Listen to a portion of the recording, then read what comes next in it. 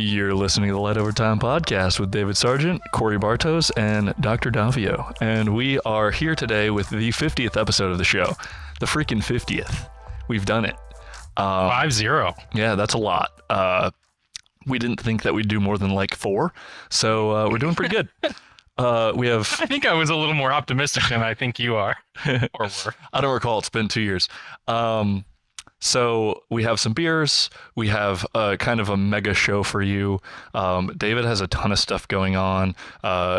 Elle and I just got back from a trip, so we're going to kind of talk about that. I think we'll get started with like our trip, and then Elle will probably leave us, unfortunately, and then we'll keep kind of talking about David's stuff. We'll talk about the show and just some stuff that we'd like to see from it, a bunch of things. We're just going to kind of freestyle it today. I'm pretty excited.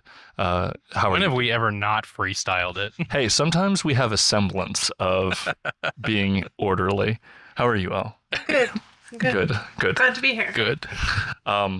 All right, so let's just jump in because it's going to be crazy. Yeah. I kind of wanted to start with, we just got back from Tulum about, a week ago? And that whole thing was kind of crazy. The idea happened very quickly. I'm going to give the microphone to Elle for a moment, and she can explain why we went, what we were doing, and then David, if you want to field any initial questions before we get into the thick of the actual trip, we'll let it go. But anyway, how did you land on Tulum? My harebrained scheme. Okay, well, I think I was trying to motivate myself to study for my last test of boards. I was like, I need a brain break. Yeah. And so I like pulled up eBird, and I just like started looking on like different regions of the country, what are the birds they've seen in the past week. I don't think I've ever pulled up eBird and went outside of the state yet. Just to be like, recommend. oh, what's over there? Yeah, it's really fun because you're like, oh, I bet it I've is. never even heard of any of these birds. And so I was trying to choose places that were like warm, but that I wouldn't feel bummed about not staying for a super long time because I can only take 6 weeks off in the ICU, period. Sure. 6 days. 6 It would be days, nice yeah. if it was 6 weeks. I was like, 6 weeks? That's cushy, actually. Yeah, like, God, they treat me so crappy down there, but no. Yeah, so I can only take 6 days off. So I was like, all right, we have to be in and out relatively quickly, and travel's exhausting. So where can we go that we will be safe enough to bird all the time? And I found Tulum, and it's on the Yucatan Peninsula, so it's obviously a hotbed of bird activity. And there were a lot of birds being posted. And so I was like, okay, clearly there are birds here, so we should go here. If I can ask, were there any other countries or areas on the short list that didn't make it because of that time constraint? Yeah, 100%. I really want to go to South America. I really want to go to like Costa Rica and stuff.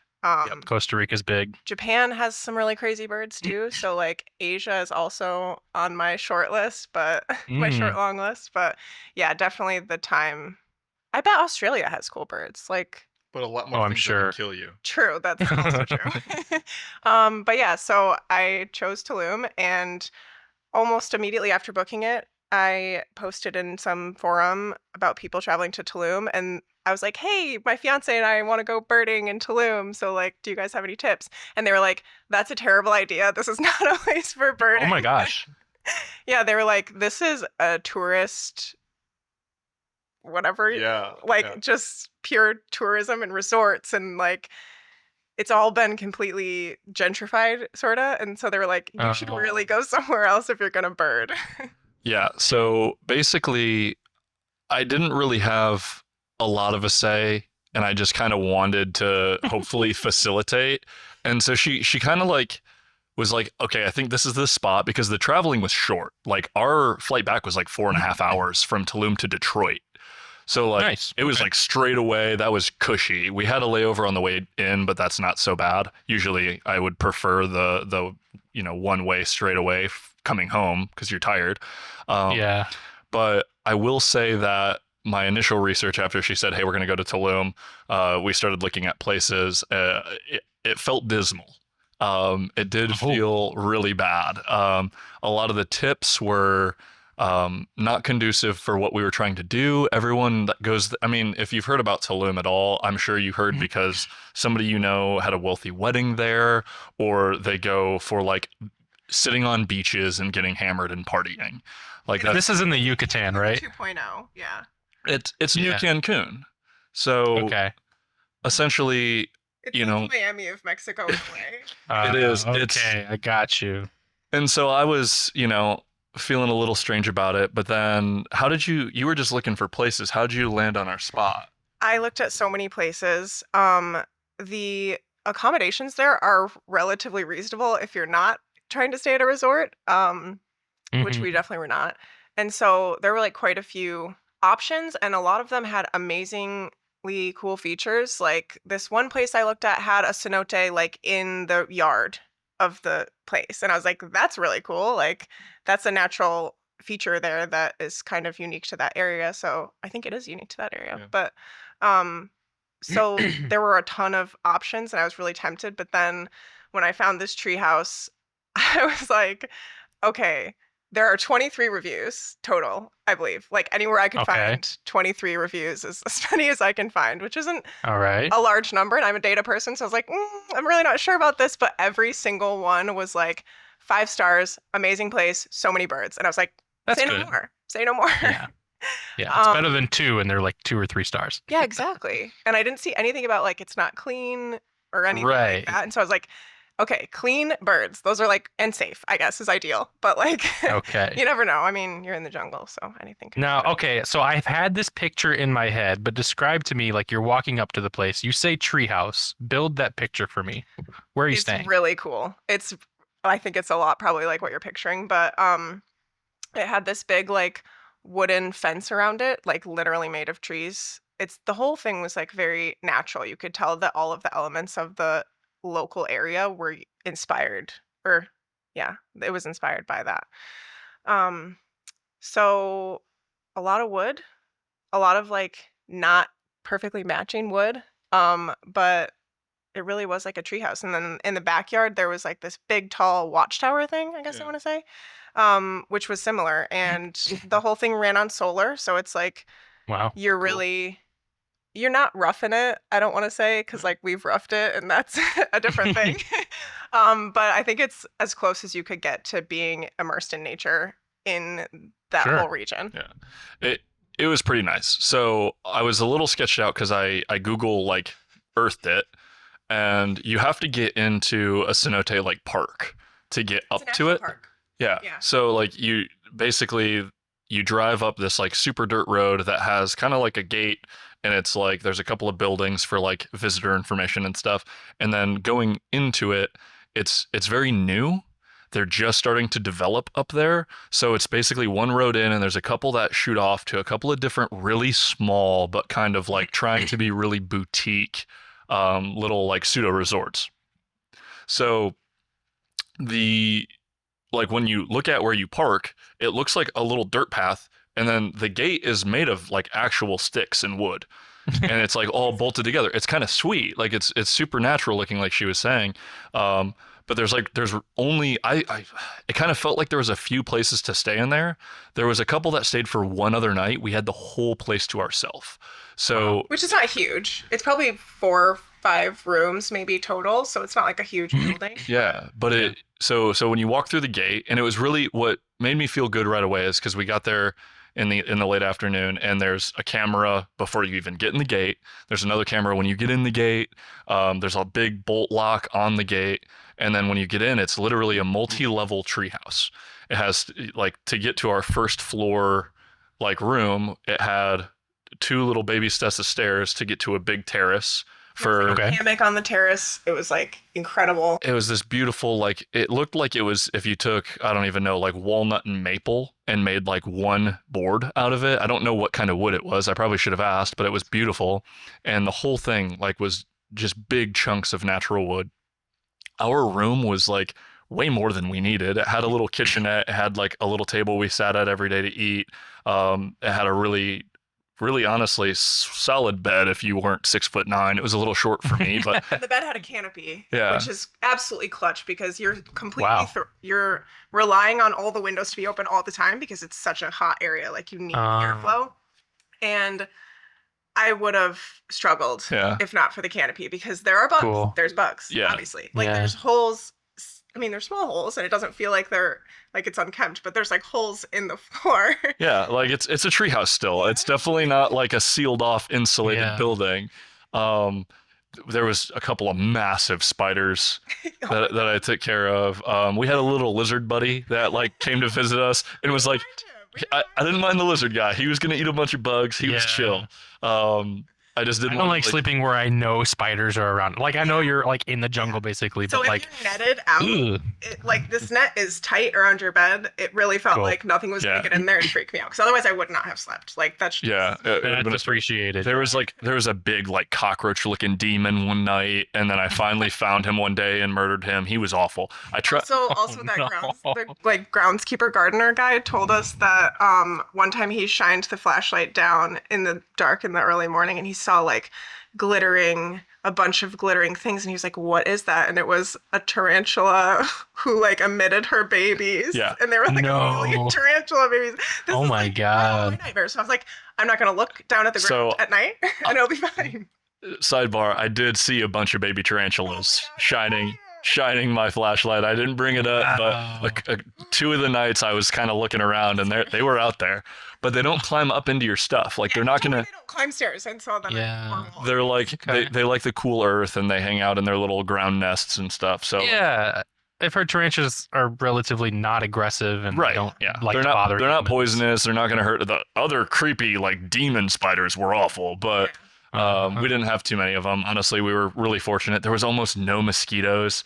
Like I get more That's mosquitoes. I get more mosquito bites like in the trails in Lansing than we did the whole week. There was That's great. Malaria caution signs in the airport that were like, Sure. hey, watch out for the signs and symptoms of malaria just in case. Yeah. Like just in case. So it was great. We Hail Married the accommodations, and she paid for the whole week to stay there. No, not refundable. Yeah, just we're like, whatever, let's So- just do it. Is that why you still went even after you saw all the things about not being great for birding? Not, That and also ticket non-refundable. yeah. Yeah, that's And yeah. I was like, I'm seeing birds though on eBird, so that must Okay, be yeah, sure. real. That I was don't know. that was part of it. It wasn't ever enough to like dissuade us completely. We just didn't. There was no information for somebody like us that wanted to travel to the area to really get a good sense. All of the context that I built through reading post after post, and we were in a travel Tulum like Facebook group, none of that was helpful. Because when I got there, Mhm. it was a wash. Everything was completely different. Yeah. What? Wow. The roads were fine. Yeah, and like a lot of things. We'll rent a car, but the roads are pretty heinous. All of the main highway roads were completely fine. Like Really nice Lansing, yeah, roads. Lansing roads are trash compared to them. So like the dirt road to get to our accommodations in the cenote park was brutal. But like that's Okay. what you get. It's a dirt limestone road. Yeah. Like that's all it is. But the Animal Crossing signs were like, sometimes they were like regular, normal signs that we see for like deer or whatever, but a lot of them were like hand painted and had their own little personal messages like caution, respect the animals, like stuff like that. Yeah. They were like jaguars and Monkeys. and They have- monkeys. Okay. They have like bridges, like bridges for bridge. monkeys. Ladder bridges for the Yeah, monkey crossing yeah. and stuff like that so they don't get killed. There was like boar, like wild boar Oh, signs yeah, I and agree, yeah. all that I stuff. guess I was completely ignorant to there being monkeys in Mexico. Yeah. Yeah. Cool. Yeah. Yep. So that's part of the reason why I was like, okay, this has a lot of the wildlife I would imagine that Yeah. Costa Rica or like another Central American country has. So we might as well just do it. Right. Mhm. So, stepping into it a little bit further, once we got like the car rental, which was like fair-ish, like it was fine, that was all good. We had a brand new Mitsubishi Outlander, which was plenty good for Sweet. all of our. Been driven from Yeah. the dealership. Ye- Yeah, cool. It had 600 kilometers on it. It was a brand new Hey, car. alright. Yeah. And so we got that. Everything was fine, and it seemed not that sketchy. Obviously, there's like a lot of National Guard driving around. There's a lot of Army driving around. You hear so much about getting pulled over. So I'm like, I was nervous. I didn't want to be out past dark. I didn't want to do a bunch of stuff because like they're just gonna shake you down. Like, Yeah. it is what it is. It's really, really common. Um, but the thing, I think going to my only true con, the only real con for me for that area, and I hope it's not like that for everywhere in Mexico. I don't really plan to go back to the Tulum area anytime soon. Um, is it just feels like it's to the point for tourism that like it's a means to an end, and it wasn't nearly as like open and like welcoming as basically anywhere in the Philippines, or how I felt going to like certain places in Japan, or there was like a whole lot of I could take you or leave you as a customer kind of vibe Sure. for the restaurants, for the stores. Like it was really, really lax. And maybe that's a cultural thing, whatever, but it makes it way harder to want to engage and Yeah. want to do stuff. And that was just kind of a bummer because like I couldn't find a local taco spot in that area. It's all like for tourism. So that like kind of is part of what I wanted to ask about as far as were you able to connect with any other people to get information for birding? Like, is that something that led you? Did you end up getting on a boat? Was that part of? We didn't end up getting on a boat. Oh, okay, okay. Thought we were going to. I was very convinced we were going to.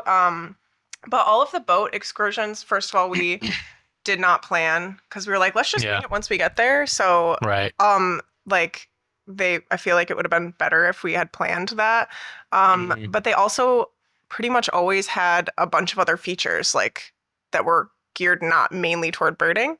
Sure. We could have hired a private guide, but everything that we were seeing like was pointing toward this one lagoon/ruins area.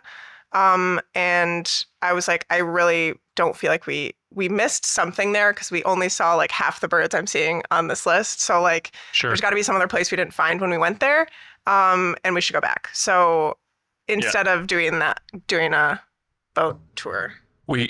What happened was we really lucked out. So where the Treehouse Tulum H2O hosts, like next to the Dos Ojos cenote, the place that we were staying, is in the freaking jungle.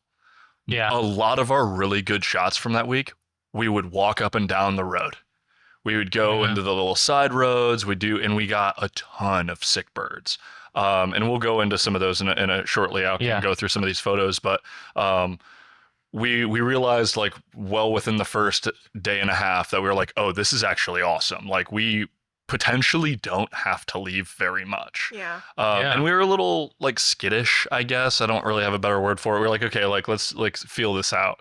And then the first like big outgoing that we did was we went to Koba.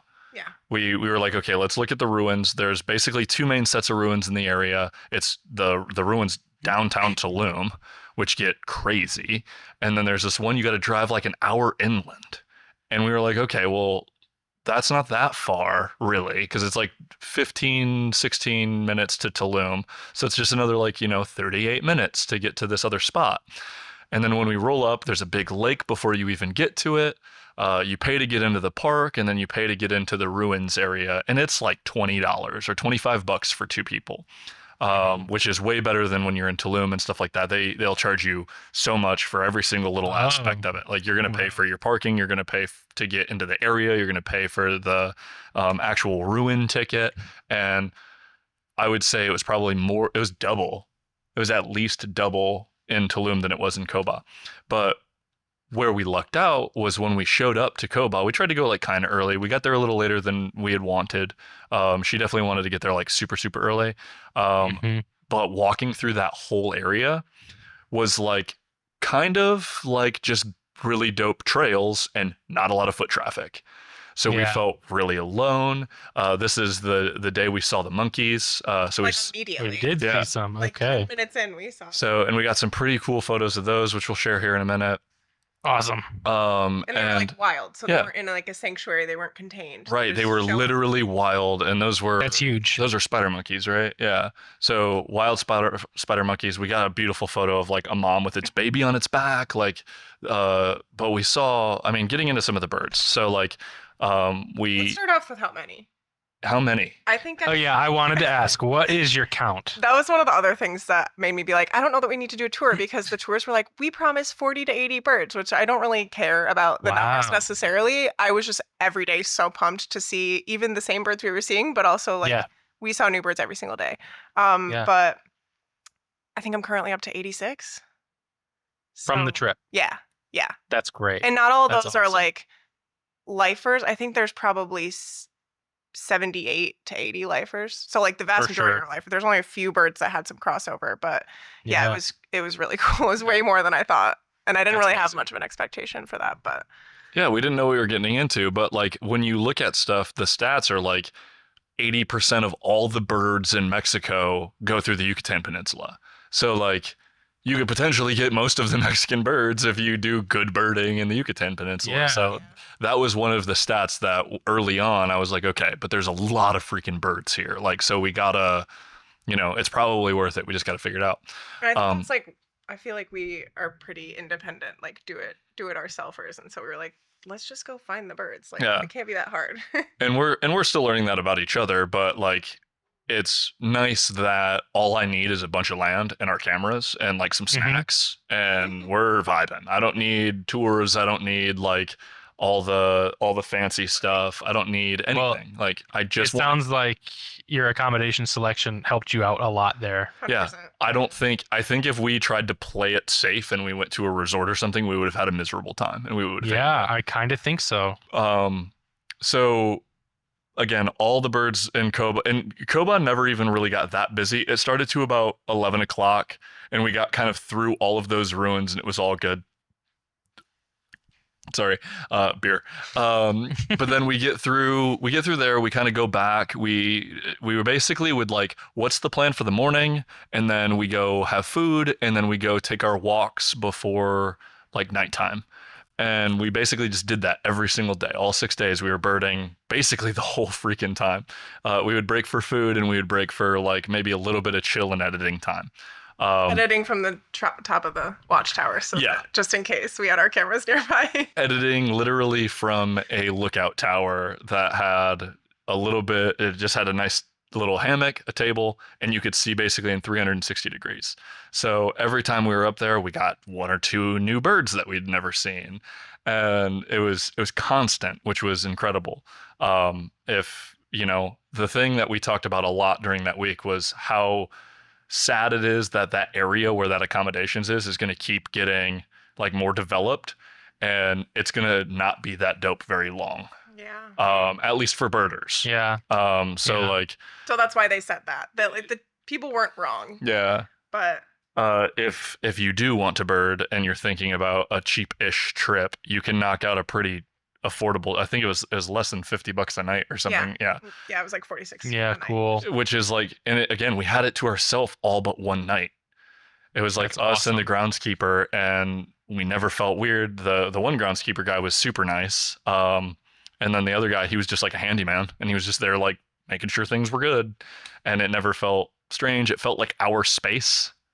Is there a time of year that is like better for tourists that aren't birders? Like, did you get lucky because maybe it's out of season for them? No, it was pretty. It was there. I mean, it was spring break. What did the people on the forum say? They said that they were surprised because mostly it's Europeans that go birding there, not Americans. Yeah, Oh, So interesting. I don't know. but for the normal tourism, it was fully engaged. Like, Okay. 'Cause it's spring break. right. now. So Oh yeah, for So sure. college spring break, like that was everybody we saw.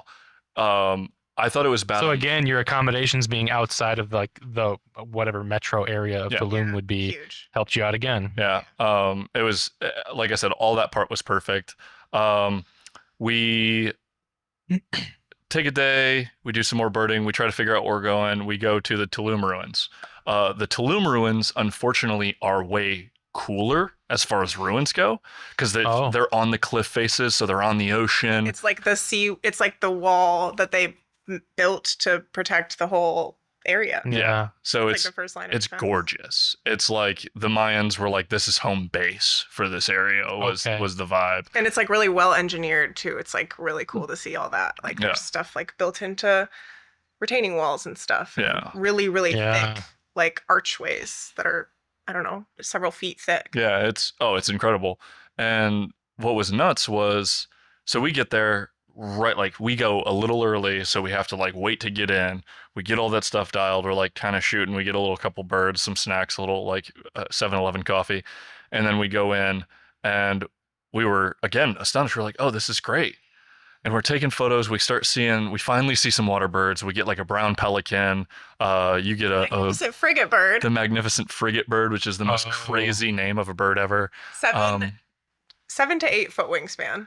Yeah, massive. Whoa. And actually, the second bird that I saw in Tulum, period, it flew over our car while we were on the way, and I like took a crazy video out of the car and identified it, like put it on Facebook, and people were like, "Yeah, that's a magnificent frigate bird." So like, it was a really cool encounter, but I really needed more. Yeah. So. I'm looking at images 22 and 23. Is that pelican and frigate bird? Yeah, here, let's just go right into that. So I can get into, so here's the brown pelican. This is the magnificent frigate bird. He's the one with the white chest and the weird like hook I thought beak. so. He's massive. The males have like a big red pouch here. Yeah, like, so this is a it's female. really weird. What's really cool about these guys is they can just soar for days. Like they'll just soar for days. They're like, Open I'm ocean. over the open ocean. They just don't use much energy doing because that. they're just a giant kite. Yeah. Which is super, super cool. We saw some spoonbills, which is 21, which is really awesome. And there was a flock of them. This is just one of the images I have, but there was like 10 of them or something, 7. It was awesome. Just kind of going back. 14 is a mama monkey with her baby on her back, which is just incredible. Look at that. That is cool. Yeah, we did not realize there was a baby. Yeah, until after those photos. It was kind of gnarly because they were literally traveling across us. This was in Koba, our first time there, and we're like talking. Wow. And then we are like listening to this like tour guide say something, and then all of a sudden a bunch of monkeys are like swinging from trees over us. That is such a good picture. It's great. Yeah. We'll add some. I think I'm gonna start a Substack and stuff, so I'm gonna talk about this and have a write up. But yeah, please do. She has an amazing photo of this pair of monkeys. She's like the baby's peeking out just like a little bit more. Yeah, it's very- it's Okay. Before we move on, can you establish what each of you were shooting with as far as equipment for this? Yeah, so I had my A7 CR, and I did take my 200 to 600, which I am eternally grateful for having done. Yeah. And Cool. you got your stats on your. It's a A6700. Yeah. Bingo. And Sigma. Yeah. 100 to 400. Yeah. Nice. Yeah, Nice. sure is. Never answered that. Yeah, she has a good setup. And what's crazy, and I'm sure you have some questions, so I'll let you do that for her probably. But I was blown away at the sharpness on some of her stuff. Yeah. Like where we were shooting at the same birds, and I like for whatever reason missed focus or something didn't happen, and then she just has a wildly good, like really sharp image. So you know why that's crazy to me is because I know how sharp the 200 to 600 is. Sure. Yeah. Oh, it's very okay. sharp. Yeah, but I have been envious of him for the longest time. Shooting on the It's what is it? crystal clear. 100. What's the 70 to 200 with the teleconverter. Yeah, that because that there were thing. times it felt like it was the glass, the amount of glass was impeding me. Yeah. Like Yeah. it just felt like it was just a little bit foggier than I wanted it to be. I'm thinking if it's more backlit, I think you get a lot more refraction of light when you have those extra elements and stuff. That makes sense to And me. it made her struggle a lot when we were doing early stuff, especially Interesting. like if she went back to it now, I think she'd have less issue because she's taking much better photos. She knows how to use her shit. But it's also like which came first. Like I'm learning I'm still learning ISO, like when to turn my ISO Sure. up or down or whatever. And like we were playing with some different like aperture settings or different priority settings. So like I'm definitely still low on that learning curve. But I've like known how to point and shoot. And I've known like I've had a sense about composition and stuff for a while, but like I don't feel like a whole lot changed skill wise between me having that setup and me having this setup. I feel like I'm a lot less stressed out because the 70-200 is his baby. Yeah. And I don't know, they seem a lot crispier to me. I mean, maybe it could be that I'm learning. That'd be neat, but Well, that's the thing is the longer you go, the more that slows down. So Yeah. like a year from now, it's going to feel like it's going to take a lot longer to advance further. You did the hard part of getting to a really cool place. You already have a good kit. So like once you've learned the fundamentals, it's like a slow upward pace from there to learning how to be a skilled, wildlife photographer. Yeah. That makes That sense. is a lifelong Yeah. mission. yeah. Yeah, that's well, fair. and then, I'm still learning this, so she's like really coming up with it now that she's like, I think once you start getting your own really good images, and then you start realizing, oh, I actually have to get closer because I'm at the upper limit of what's possible when I'm focusing so far away. That's impossible. You're not going to just be able to crop it in and get it better. You just need to get the better shot. I think also like because this started, the whole me taking photos of birds thing started as I just want to hear them, and then it was like, okay, seeing them on TV, and then it was like, okay, now I need a photo of them. I spent a fair amount of time, and I still definitely am like this, where I didn't care about the photo as much as long as I had one. Like most of the time, I'm like, okay, that was a crappy shot, but is it ideable? And if it is, then I'm happy. That's an interesting point because I asked Korey on the last episode how you guys are using Berta, and I have found myself, like I uploaded the photo of the hooded merganser that I recently shot, and we'll talk about that later, but I would never post that image to social media. Right. But I did post it because I want the ID on Berta. Yeah. I think that's funny. Yeah, and also like you could use Berta. It's perfectly reasonable to use Berta, not even to upload photos. Just say I saw this bird, but that's not enough for me now anymore. And I feel the same way. Yeah. So that's cool. I've started to care a lot more about like the composition lately because once I was at the is it ideable phase, then I was like, okay, but I don't want a crappy photo anymore. I need more from this, which is part of the reason I think photography is so fun. Is like there's so much room to like get the like, you can be a day one beginner and get some amazing shot. It's less likely, but yeah, and then you can be working at bettering your shots for forever. So I enjoy hobbies like that. Yeah, that's great. It's been, I mean, just phenomenal. I remember when you guys first got together and Korey was talking about getting you a camera and getting into it and just the trajectory. I could see it happening in real time and we're here now and it's just wonderful. It's cool. Yeah, it's cool. I had a little bit of a phase before him, like a little bit before med school when I was just like trying to blow off some steam, but I only ever shot people and plants. Sure. And so the wildlife thing was like huge because they're way more fun than people a lot of the time. Yeah. It really incentivizes me to get out of the house and for a good amount of time. Yeah. And I already wanted to be like out walking around. So like cataloging it just makes it all the better. Yeah, for sure. Let's keep going with these birds. We've got a lot that we pretty much covered a lot of the trip. Like it took about until the first day for me to just get into right away, okay, is this what we're doing? Are we just like hoofing it and just like getting as many birds? Sure.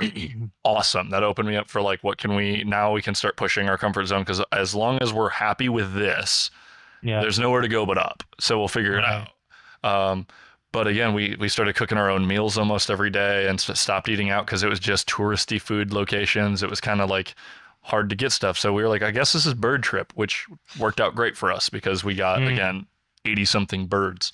So we did Tulum. The spoonbill, we saw what we believe is a blue bunting. It's really hard. This is when the birding part gets really challenging because when you're in a totally different location, we're really reliant on some of the experts in our Michigan and US birding thing. But a lot of these people don't know South America. And so this could be an indigo bunting, but this also probably could be a blue bunting. They're basically the same bird, but it's like, okay. A little bit of overlap in the time of year, but like the indigo bunting supposedly only breeds there. So like you have to know the breeding time and length. Yeah. And so it got the breeding plumage. The plumage could be a little bit different and he's in full plumage. So And so it got really crazy because again, I think if we start going through some of these, this is a euphonia, but I think some of these, like this is a black and white warbler. That we see in Michigan all the time. And then there's, I think one of these is a magnolia warbler. Yeah. And it's like, okay, well, This is where they hang out. yeah, 16. Yeah, Interesting. when it's cold. So you're starting to see some of these birds, and we're like, okay, well, that's great. That's a great shot too. Thank you. There was so many small birds. We left 20 plus off the cards because so many are just like small yellow and black and white warbler birds. Yeah. And we tried to shoot as many as we could. I know I have some white-eyed vireos in here. We have a I was bunch. a little more meticulous about it than you. I shot every single tiny yellow warbler that I could, and that's how I ended up with so many birds because it's like you can't even Yeah. tell at the time when you're just. It has to be that way sometimes. Yeah. Mm. So yeah, it went crazy. It was basically, let's try to figure out something new for the morning, and then we'll go back to our Dos Ojos park Can't fit and just yeah. like home base it for the rest of the night. So You have a hawk in there. Is that number 30? Okay, let me just Okay, tell well, the preface of this. Yeah. we're gonna wait for the night howler for just a second, because that's my best favorite story about That's a the trip. cool shot. Okay, but I get to start it. Okay. So let's go to the front. That was basically it. So when she was saying earlier, we were like, okay, so we've gone to both of the ruins. We've done all this. We talked to a guy at the Tulum ruins who said he went to Sian Khan. He took the boat tour. He did the thing. There was amazing birds, but it was like $200 per person and not USD. USD, $200 a Yeah, person. wow. And we were a little out of Tulum, so we'd probably have to drive into Tulum, then get picked up, then get driven out there, which is like 45 minutes or more, and do it was like a lot of hoops. And they were like, yeah, but you get breakfast and lunch and snacks or whatever, but then it's not necessarily we're going to want to stop and just stop and bird. And it was kind of like on our own time schedule. Yep. So we were like, okay, well, let's reach out and see what they have. And basically the one expert was gone or something, but then the other one was Going to Koba. Koba, which was like what we were like, okay, I don't need to pay again $165 USD for an early morning to 2 p.m. around a place we already knew. So we decided, let's go to Koba one more time. We're going to go super early so we can walk around the lake, and then we can go in. And again, we actually found a new path with a bunch of water. And if we go to one of these, I got a cool bird in here somewhere. This is the only place we heard a kingfisher. I know, and okay. he was trying so hard to get my ringed kingfisher, but we couldn't get him. Hear him so much, but So this is a limpkin, but we'll just start from the beginning. Basically, we finally got some water birds that were not on the lake, that were in the ruins. We got a ton of stuff. But we're gonna go all the way to the front. We'll just burn through these images and kind of photo share them real quick. Cool. So this is one. This is a grackle, as you might recognize. Sure. It's a beautiful photo of a grackle. Yeah. But they I'd say so. have what's this grackle called? great-tailed A grackle. great-tailed grackle.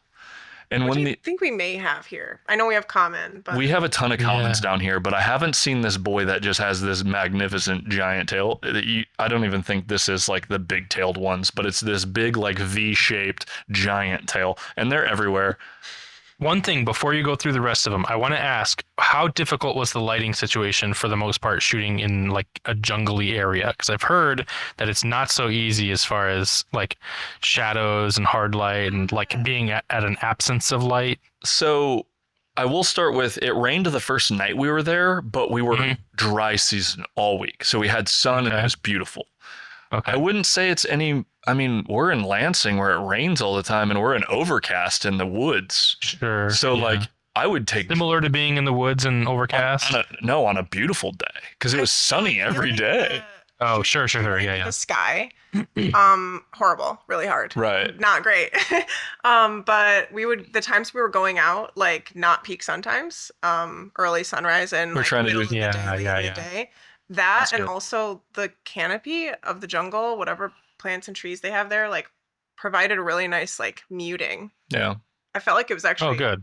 better. Maybe it's because I'm figuring nice. out how to use my ISO now. Well, you are. She's really starting to understand how to like change exposure compensation and stuff, because that's the hard Yeah. one, right? Like it's great that it's sunny, but if it's dark in the jungle and then now you're at like a canopy and all of a sudden it's super bright and the sun's behind your bird, that's a silhouette. Yeah. Yeah, I was curious if the lighting situation changed a lot. Was auto ISO a thing, or like an automatic program mode for you? We Was that don't- helping out. I don't like to use auto ISO He hasn't taught me yeah. that. So I don't know. I don't let her run it either. We just kind of Yeah, I was communicate. gonna say he may not teach you that. I just tell her like when she knows that she wants a high shutter and we kind of know the thing, I'll say like if it starts getting dark, I'll be like, hey, by the way, I'm at 3200 ISO. Yeah. So not she much. so she goes, oh, okay, well then I can crank this up because I'm still at 1600. Cool. And we just I just do it like that because she knows when it's not right. She'll go, okay, my ISO, something's messed up because my shutter is like 20. And I'm like, yeah, it's Yeah, 120th. You need to crank that up. And she's like, Yeah. oh, duh, obviously. So I don't really have to baby her. She's good 99% of the time. But, For sure. Yeah. but that change when we're like, good, because I'm going to sit around 1600 to 3200 in the jungle. And then if I'm going to shoot and the sun's behind this bird all of a sudden, you either, I mean, both of our cameras only have a 1/4000th second shutter speed, which sucks. So we pretty much have to make sure that we drop that ISO and crank up the exposure comp because we're using aperture priority a lot of the time. I think it's advantageous because you can keep it at 6.3, and then if you get your shot at 6.3, so you know you have the most shutter, and then after you get your shot you can start dropping that to try to get it a little sharper and a little bit more in focus, and it's just good run and gun tech, I guess. Like, No, I haven't used aperture priority mode in many years, and when I did, it was for a very short time. Can you set like the minimum shutter speed on that for it to choose through, kind of like you can on auto ISO a range? I don't know because I don't think you can. Oh yeah. Okay. But you can still run aperture priority and auto ISO. For sure. Which is fun because then all you have to do is move your aperture around and you can do stuff. But it's one less step than like running manual or shutter priority. And shutter priority is brutal because you pretty much have to be auto ISO with birds in shutter priority, in my opinion, because you're going to change your shutter to wherever you're at. And, you know, I'm kicking on I go to crop mode all the time, and crop mode at 600 is going to be freaking 1/1000th minimum, really, if you're trying to get that thing sharp. So there's a million ways to skin a cat. Sorry, Jacob. So it wasn't too crazy to deal with the lighting. No, man. I think it's like a good summer day. And again, a lot of the really good birds are still bird times. You're going to be sun low in the sky, earlier in the day, later in the day. Yeah. That's important. Okay, you can move on. Didn't mean to. No, it's all good. And I think one last note is that we were really lucky in that in Lansing, around 10 a.m. every day is when a lot of the cool birds start just going away. We were getting into 1 p.m. where we're still seeing tons of cool birds every day. Yeah. That's awesome. So like I have to imagine just the undeveloped nature of how much more area they have to work with helps out there. For sure. And it gets really cool under the trees. So like they're vibing in the jungle parts. And then, so like the hottest time of the day is usually 3 p.m. So between like 2 and 4, we would edit and eat food and then whatever. And then by time 4 or 4:30 was swinging around, she's like, hey, we can go walk now. We got birds now, dude. Like, that sounds like a really efficient use of time. Oh, yeah. It was phenomenal. We did okay. So, going right into here. So, and you can see a lot of these. The A7CR is pretty decent. I'm shooting a ton at like 1/250th of a second at 600 millimeters, like all the time. The IBIS works well if you got a steady hand and you have good control and your bird isn't moving a ton. And you're not freaking out by how cool something is, because that's huge. It'll be the way. But so this is the second image I got here. This is just, there's so many of these. What are they? Iguana? Spiny-tailed iguanas. Which their whole body looks spiny to me, but only the tail is the part that counts. They're always just like straight hanging out on trees, and they're super great. I welcome all the lizards. This guy is pretty cool. He's called a pepper shrike, and we were lucky to get him pretty early. Rufus Sprout, pepper shrike. That was one that lit up on my Merlin, and I was like, that sounds fake. That can't be right. Oh wow! And we saw it, and I was like, no, that actually looks. Like one. And again, like look at like how crazy this is, a tropical looking bird. I mean, green back, yellow front, gray head, like brown eyebrows, like just this guy, so obnoxious. If any of our dumb birds were as cool as the Yucatan jay, these guys are everywhere. and they travel in like loud packs, and they feel like the peanut gallery. They feel like they're like, hey guys, what's going on? There's birds over here. And I started to joke because I was like, every time you start seeing a pack of Yucatan jays, they're bringing the birds. They're the harbingers of good birding. And they're look cool. They're very Yeah. pretty. This, I believe, is a male. The other ones have a black beak. So they look a little not bit, yellow eyes. yeah, so they look a little Oh, more yeah. subdued. But these guys are super cool. Yeah. This is a Trogon. One of my favorites. Whoa. They sound cool. They're a little more elusive, so it was cool that we saw them pretty early on. She spotted one outside of our place. Was the first time we saw. I heard it and I was tormented. Yeah. The It's like- blue eye and the tail feathers, those are crazy. Yeah. Yeah. There are like 3 or 4 Shogun species, and they're all related to, or in Mexico, in the Yucatan, where we were, and they're all related to the resplendent quetzal. Hmm. So Oh, sure. it felt like that vibe. Yeah. Super cool. Nice. This next one is a Euphonia. One of the many black and yellow. I don't know if this is a warbler or an oriole or anything. Like there's so many orioles, there's so many warblers, there's so many little yellow blackbirds. Yeah. That there's a million. But again, this is just literally from our treehouse. Like we're just up on top of the treehouse getting these cool shots. Nice. Now this guy, the lineated woodpecker. Lineated. Yeah. So a lot blacker, has a lot more black feathers. But basically the same as the pileated. Pretty cool, kind Very of elusive, similar. hard to find. The next photo is another one of them with a much more red on its face. Do you think they're as big? Because the pileated They're up here huge. gets Yeah, so big. They're the same size, probably. They're pretty big. If anything, these ones might be slightly smaller. This particular one, is smaller.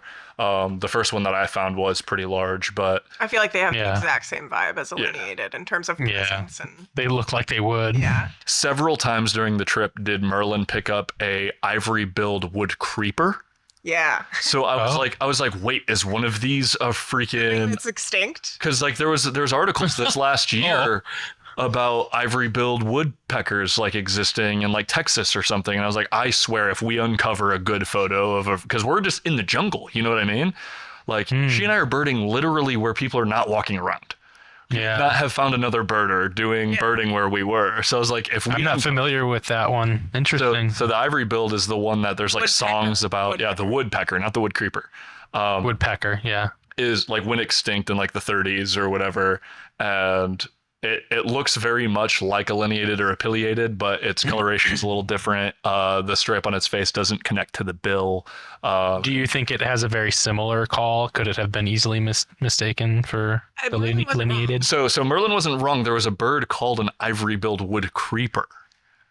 So Oh. that I was just saw the first one. Oh, you thought woodpecker. there Okay. was like lysdexia happening regularly, and I was like, and we had a whole quarrel. She was back here at the ICU, and we're like texting, and we're like, wait, is this a thing? Like, do it because like look at this dude's bill. Like, It looks ivory to me. it's super white. Yeah, it's just super cool. This next bird is the motmot, the turquoise-browed motmot. He's beautiful. They This is a bird that one of maybe 2 or 3 birds that I said, I'm going to Tulum and I really want us to see this bird at least one time. And they are definitely so did. common. Actually, you see them everywhere. And in fact, one of the nights we were like walking back to our treehouse. Sorry for interrupting you. And I just like stood still and like all around me, I thought I was hearing like an echo. And then I was like, wait, the trees don't echo like this. And it was just a ton of motmots. And they make this sound that sounds like they're saying motmot. And it's like, Oh, it's really cool. yeah. they're really cool birds. They're And like their tail swings like a little pendulum yeah. when they're Oh, making wow. that sound. And it's very sweet. And because it like trails down and then it has like another full feather at the bottom, they'll always look sideways, and then they'll just kind of like yeet off the branch and leave, and it always looks like a cartoon because it looks like they leave and then their tail follows after. Oh, that's funny. Yeah. And so like they're always just like you picture a little cloud. They're just like and they just like Wow. jet. They're super cool. The next image is another one of them. There's another motmot bird that's a little smaller, and we were really hopeful that we'd also see him. We took a bunch of photos, but I don't think we ever saw one of the other ones. This is one of Nice the you got orioles. 2 different angles. Yeah. We have a bunch of We motmot saw them, like, photos. every Sure. time. Yeah, we saw them every day. It was Okay, sick. cool. Just a pretty shot of an oriole. They were Nice everywhere. Oriole, yeah. This next bird is the smaller of the two trogons. I think this is the garter. Oh, Yeah. Yeah. I think so. And we weren't sure at first, and then we're like shooting it. I was like, baby, this is a tiny, tiny trogon. This is not the same. Yeah. So that was really cool. very nice. The next kind of looks like a heron, but it's called a limpkin.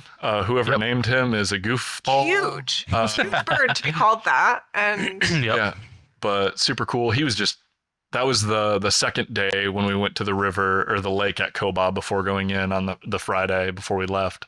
And And we get limpkin in the states, right? Like the southern states get them. I have no idea. I never heard I'm of Just pretty sure. that I saw. I'm pretty sure I've seen them on Berta in other states. I would cool. bet there's a good amount of overlap for sure. Yeah. Sure. Oh, a lot. Yeah, a lot of these birds in the southern states are everywhere. Which also makes me feel like I'm going to Yeah. Texas now. So My homeland. This next shot is one of the first monkeys we saw. He's like dangling from his like tail or limb or something. He's He wild. looks so angry. eating something. Yeah, he's like eating some fruit and just like, why are these people looking at me?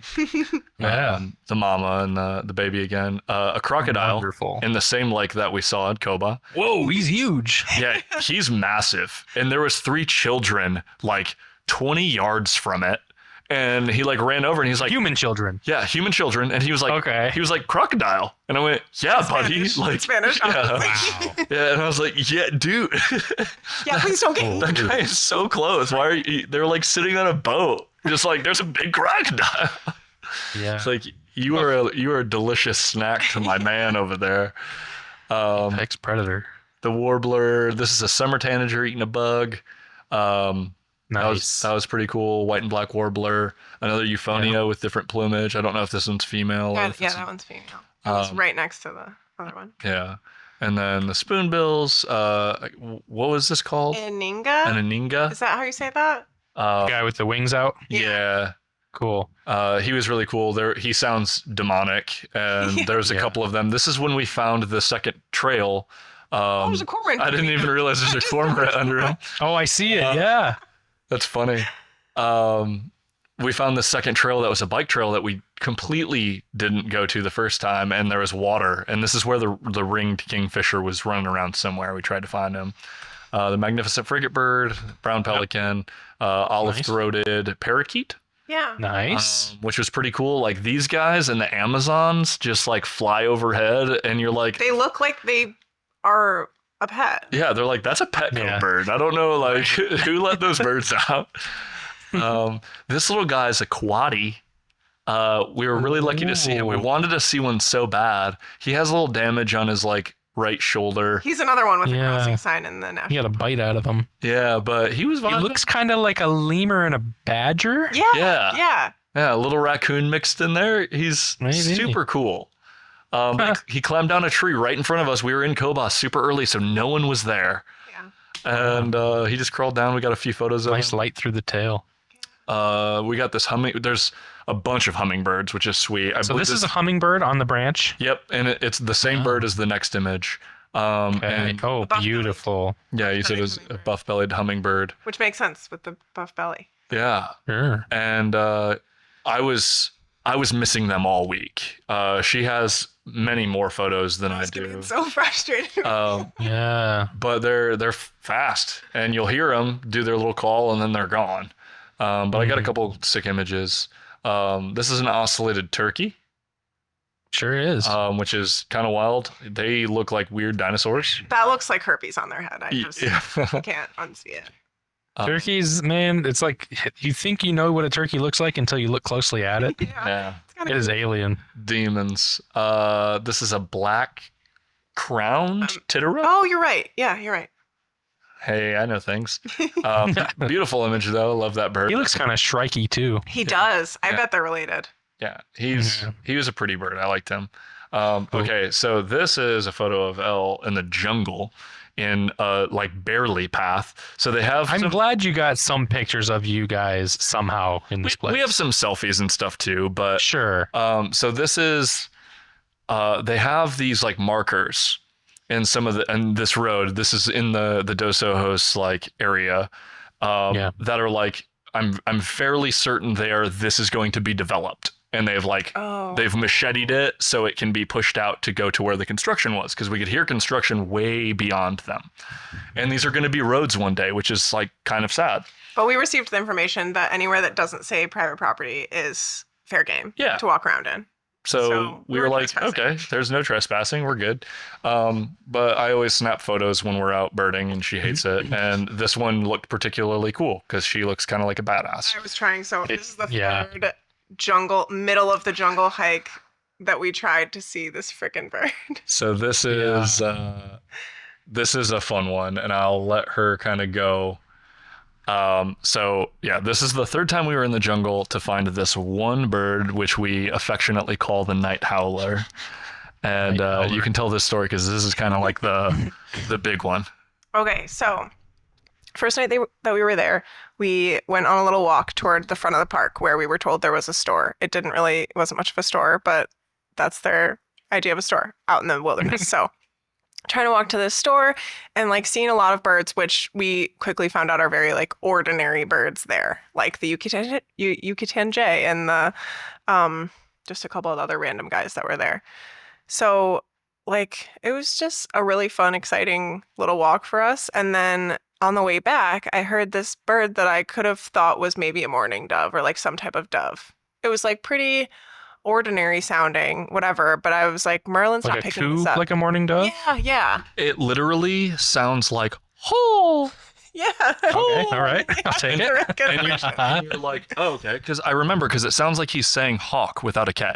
Yeah. Oh, that's funny. And it haunts my dreams because the story. Yeah, so Merlin was flashing the blue, I don't know if you use Merlin, but it was flashing the blue circle like it is hearing a bird, but it's not recognizing the bird. And the whole time that we were there, it had a warning on the top of the screen that was like, just so you know, Merlin only knows like 80-something% of the birds here. So like, you're probably not going to pick up every bird. That's a nice warning. Yeah, I really appreciated it. Sometimes it was even a number too. Like Merlin only knows 800-something species here. So like, all bets are off. Cool. So I wasn't like super banking on it being accurate, but it was not picking up this bird, and I was quite sure it was a bird. So I sent the audio recording to my What's This Bird Facebook group. And I was like, we're hearing this bird. What is it? And they were like, oh, that's a collared forest falcon. And I was like, okay, it sounds like you're literally throwing darts at a dartboard and picking a name. Yeah. Like, what? That can't be a forest falcon. But it was a forest falcon. And we found that out later. Yeah. Wow. Yeah. Okay, so he's beautiful. Okay, so we'll go. I got a shot of the forest falcon, and this thing is sick AF. And I had maybe like 3 seconds to take a photo. This is him going, "What in the hell am I looking at?" before he flew away. So we're walking around and we keep hearing it in the same area. There's like 3. There's one in this one area where he was. There's one kind of like out past him, probably a few hundred meters. And then there's one on the other side of the road somewhere, but deep, like where there's not really, like there's nowhere we can just explore these guys. They're like in the bush. They're like this is deep. Like, again, this is like we trekked. I get the feeling. Yeah. And the fact that I even got through some of the brush to take this photo, I'm so grateful for.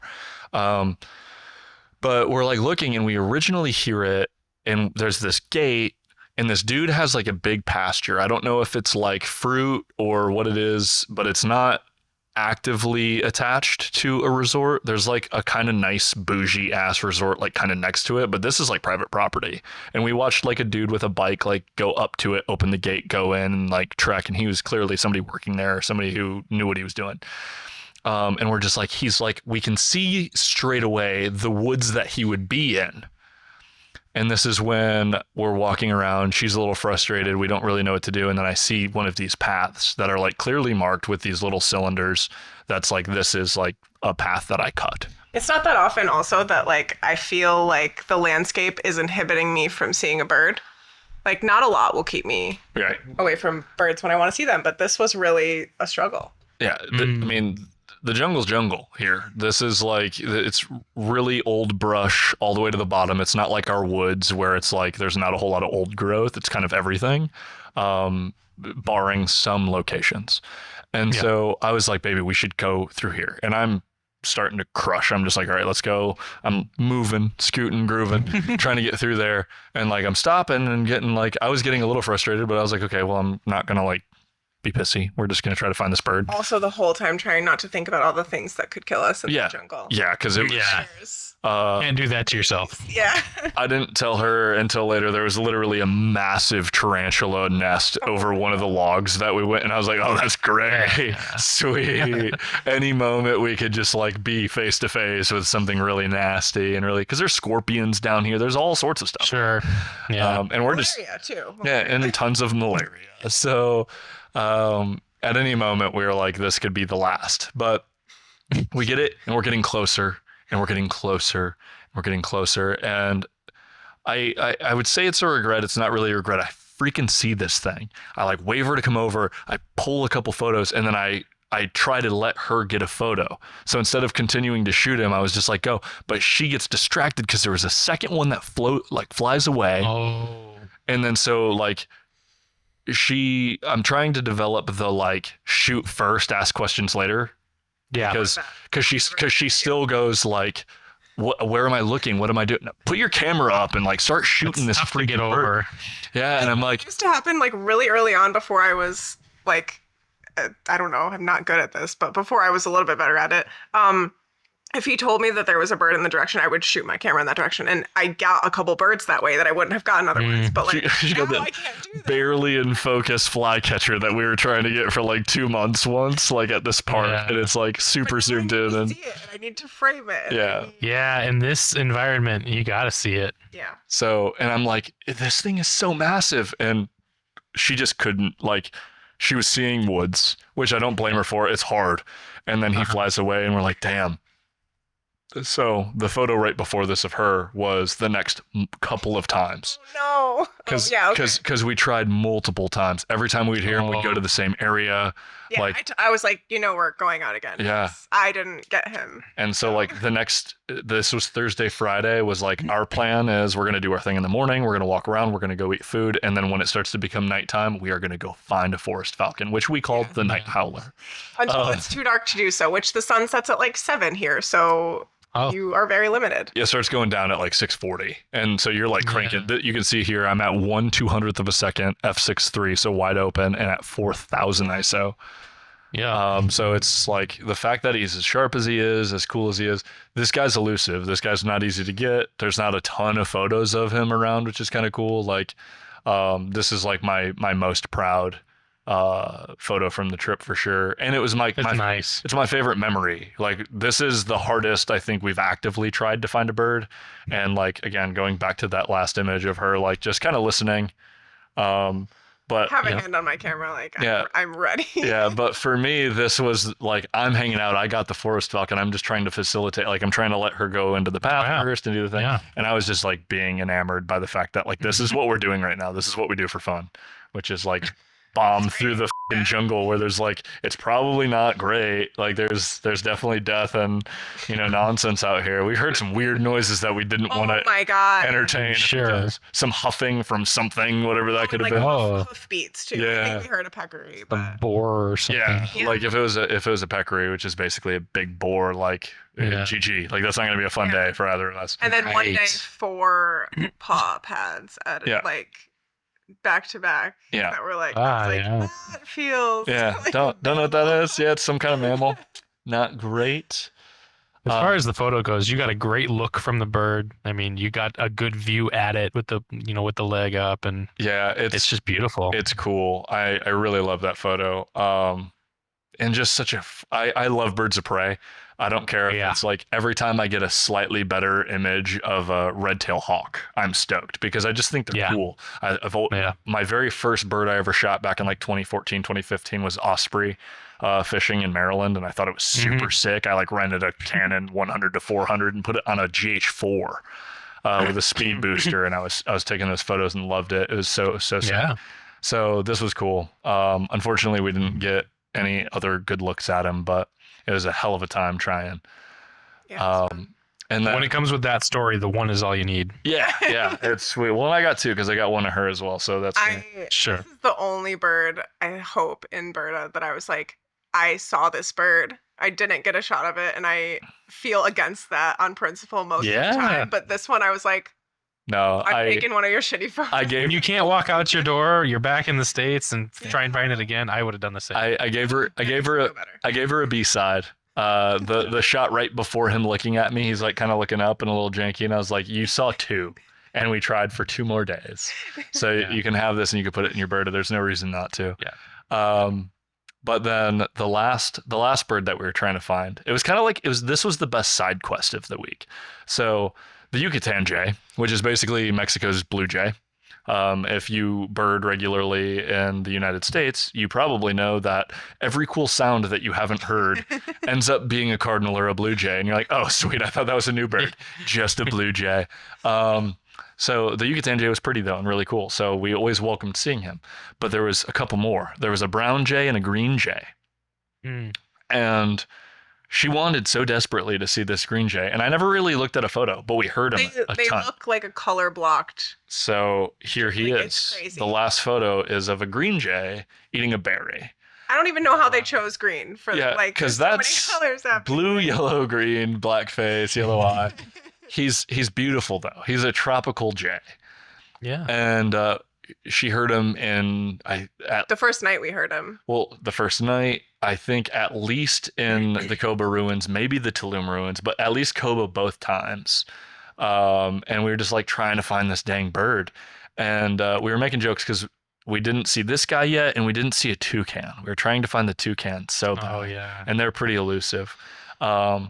But we get, we go to Koba the last day, and we bird all day, and it's tiring, and we're like, okay, well, like this is our last go to get the night howler and to get whatever, and we're going around, and I don't even remember leading up to this, but we like see a bunch of birds. There's a bunch of Yucatan jays, a bunch of other stuff, and I'm like, baby, that's him. There was also a toucan that we were tracking. Oh, we were tracking the Merlin. There was one out there calling, and he has Oh, a you pretty could hear it, distinct like blurpy like cricket It sounds sound. cool, yeah, like a cricket or like even a cow or a pig sometimes, like grunty. Yeah. And so we're just like searching like crazy. And I was like, baby, that's your guy. And then we look up and it's like, she was like, wait, where? And I'm like, I have already shot like 20 photos of him. And like, he's right there. And It's so vivid. It's so hard to see them sometimes. Yeah. I wondered how they survived because they're all like all the birds are so vibrant. But this was like one of my favorite of our photography learning moments because I was obviously so excited to see this bird. I would have not thought at all. My brain was off. And so he was like, just take a bunch of shots. And then he was like, okay, like after he could tell he had heard the shutter a reasonable amount of times, he's like, okay, now you're going to change your settings like this. And I was like, okay, like I'm doing it. But like at that point, I knew I had enough photos, but it was really, I was glad that you were my brain because I was so pumped about this bird. It was he was cool, and he stuck around for a little while. Like I like this isn't my best shot of him, but he's doing something other than sitting there, so I like that he's like actively eating and you can still see an eye. So he's a pretty bird. This was kind of like the last good one we got. Like we did it. We can leave tomorrow. Yeah, it really was. There is some sort of like buck fever phenomenon when you see something new and you're so excited that your brain forgets to manipulate the controls to get the better picture. Yeah. Because at this point you develop that reaction time to just start look and shoot, and that's good to have. But if like your ISO's way up, then yes, I remember that feeling a few times. You lose the control. It's hard. I don't know how long it's going to take me to get over that. I think it will be a while. Yeah. Well, I mean, I still do too. Like, again, it's getting more rare that I see a really cool bird, but again, I just that's kind of what it takes. Is just that constant shooting and experience. Yeah. And the viewfinder view is not what you're actually getting, which throws me off a lot. Like the viewfinder looks fine, and then you look at it, and it's like, oh, that's completely blown out. Yeah, sure. Oh, interesting. Yeah, there might be a setting to change for that. When you're just shooting fast, I think is why you're just kind of looking, and I think you're looking beyond what's actually happening on the screen. Like, yeah, because I get it. You're like, no, this is totally fine. It looks fine. And focus, and then you're like, wow, this is not good. Blurry. Yeah, I was at one. I got like 4 or 5 shots of him, and I was like, I feel like these are in focus, but I don't think they are. And then I looked back, and they were all completely blurry, and I was like, that's not enough. Yeah. Oh, that's devastating. Nothing. But yeah, so It was pretty dope. It was basically a master class on birding and shooting, and I Yeah. shot more than I had in a while. Um, yeah. What's the total count for images taken? Oh, Do you have a number in your head or? I don't know that I look. Yeah. I was pretty good. I think I probably shot somewhere around like 4,000 to 5,000 images. Okay. I probably would have done double. I think I only cleared my memory card once, Yeah. and it carries like 30 to 600 photos or something. So That's the great. first day I didn't have like I don't know. That many. Yeah, hopefully it was less than 10,000, but I don't know. Well, for getting 80 plus species, that number doesn't scare me at all. I Right. mean, I would have Well- probably run right up there with you. Well, and here's the thing. She's still getting like, when you're getting like, that's a pretty damn good photo, she'll just stop shooting. Like she knows that she's got a good photo. So like, I wish I had that. she doesn't overshoot. So most of the time you're not overshooting though. Like a lot of the time, My hard drive begs to differ, but well, sure, you're still shooting a lot, but like Yeah. again, Mhm. like I'm surprised I didn't shoot as much because like I was trying, and especially with this guy, because when I know I'm going between 61 and 26 megapixels, if I blast away at 61 megapixels, dude, my card's gone. Like I'm not Yeah. trying to do that, and I'll only import keepers. I don't import all of them and then delete. So I've been trying to just shoot less, but I mean, I couldn't do that. yeah, I'm not but at that but level. I still don't think. I was surprised that she would stop sometimes. Really? More often than Mhm. not, I was like, oh, okay, I guess we're done with that bird and we're moving on. Yeah. Because she's like, there's more birds to see, dude. Like we're good. And I'm like, all right, dang.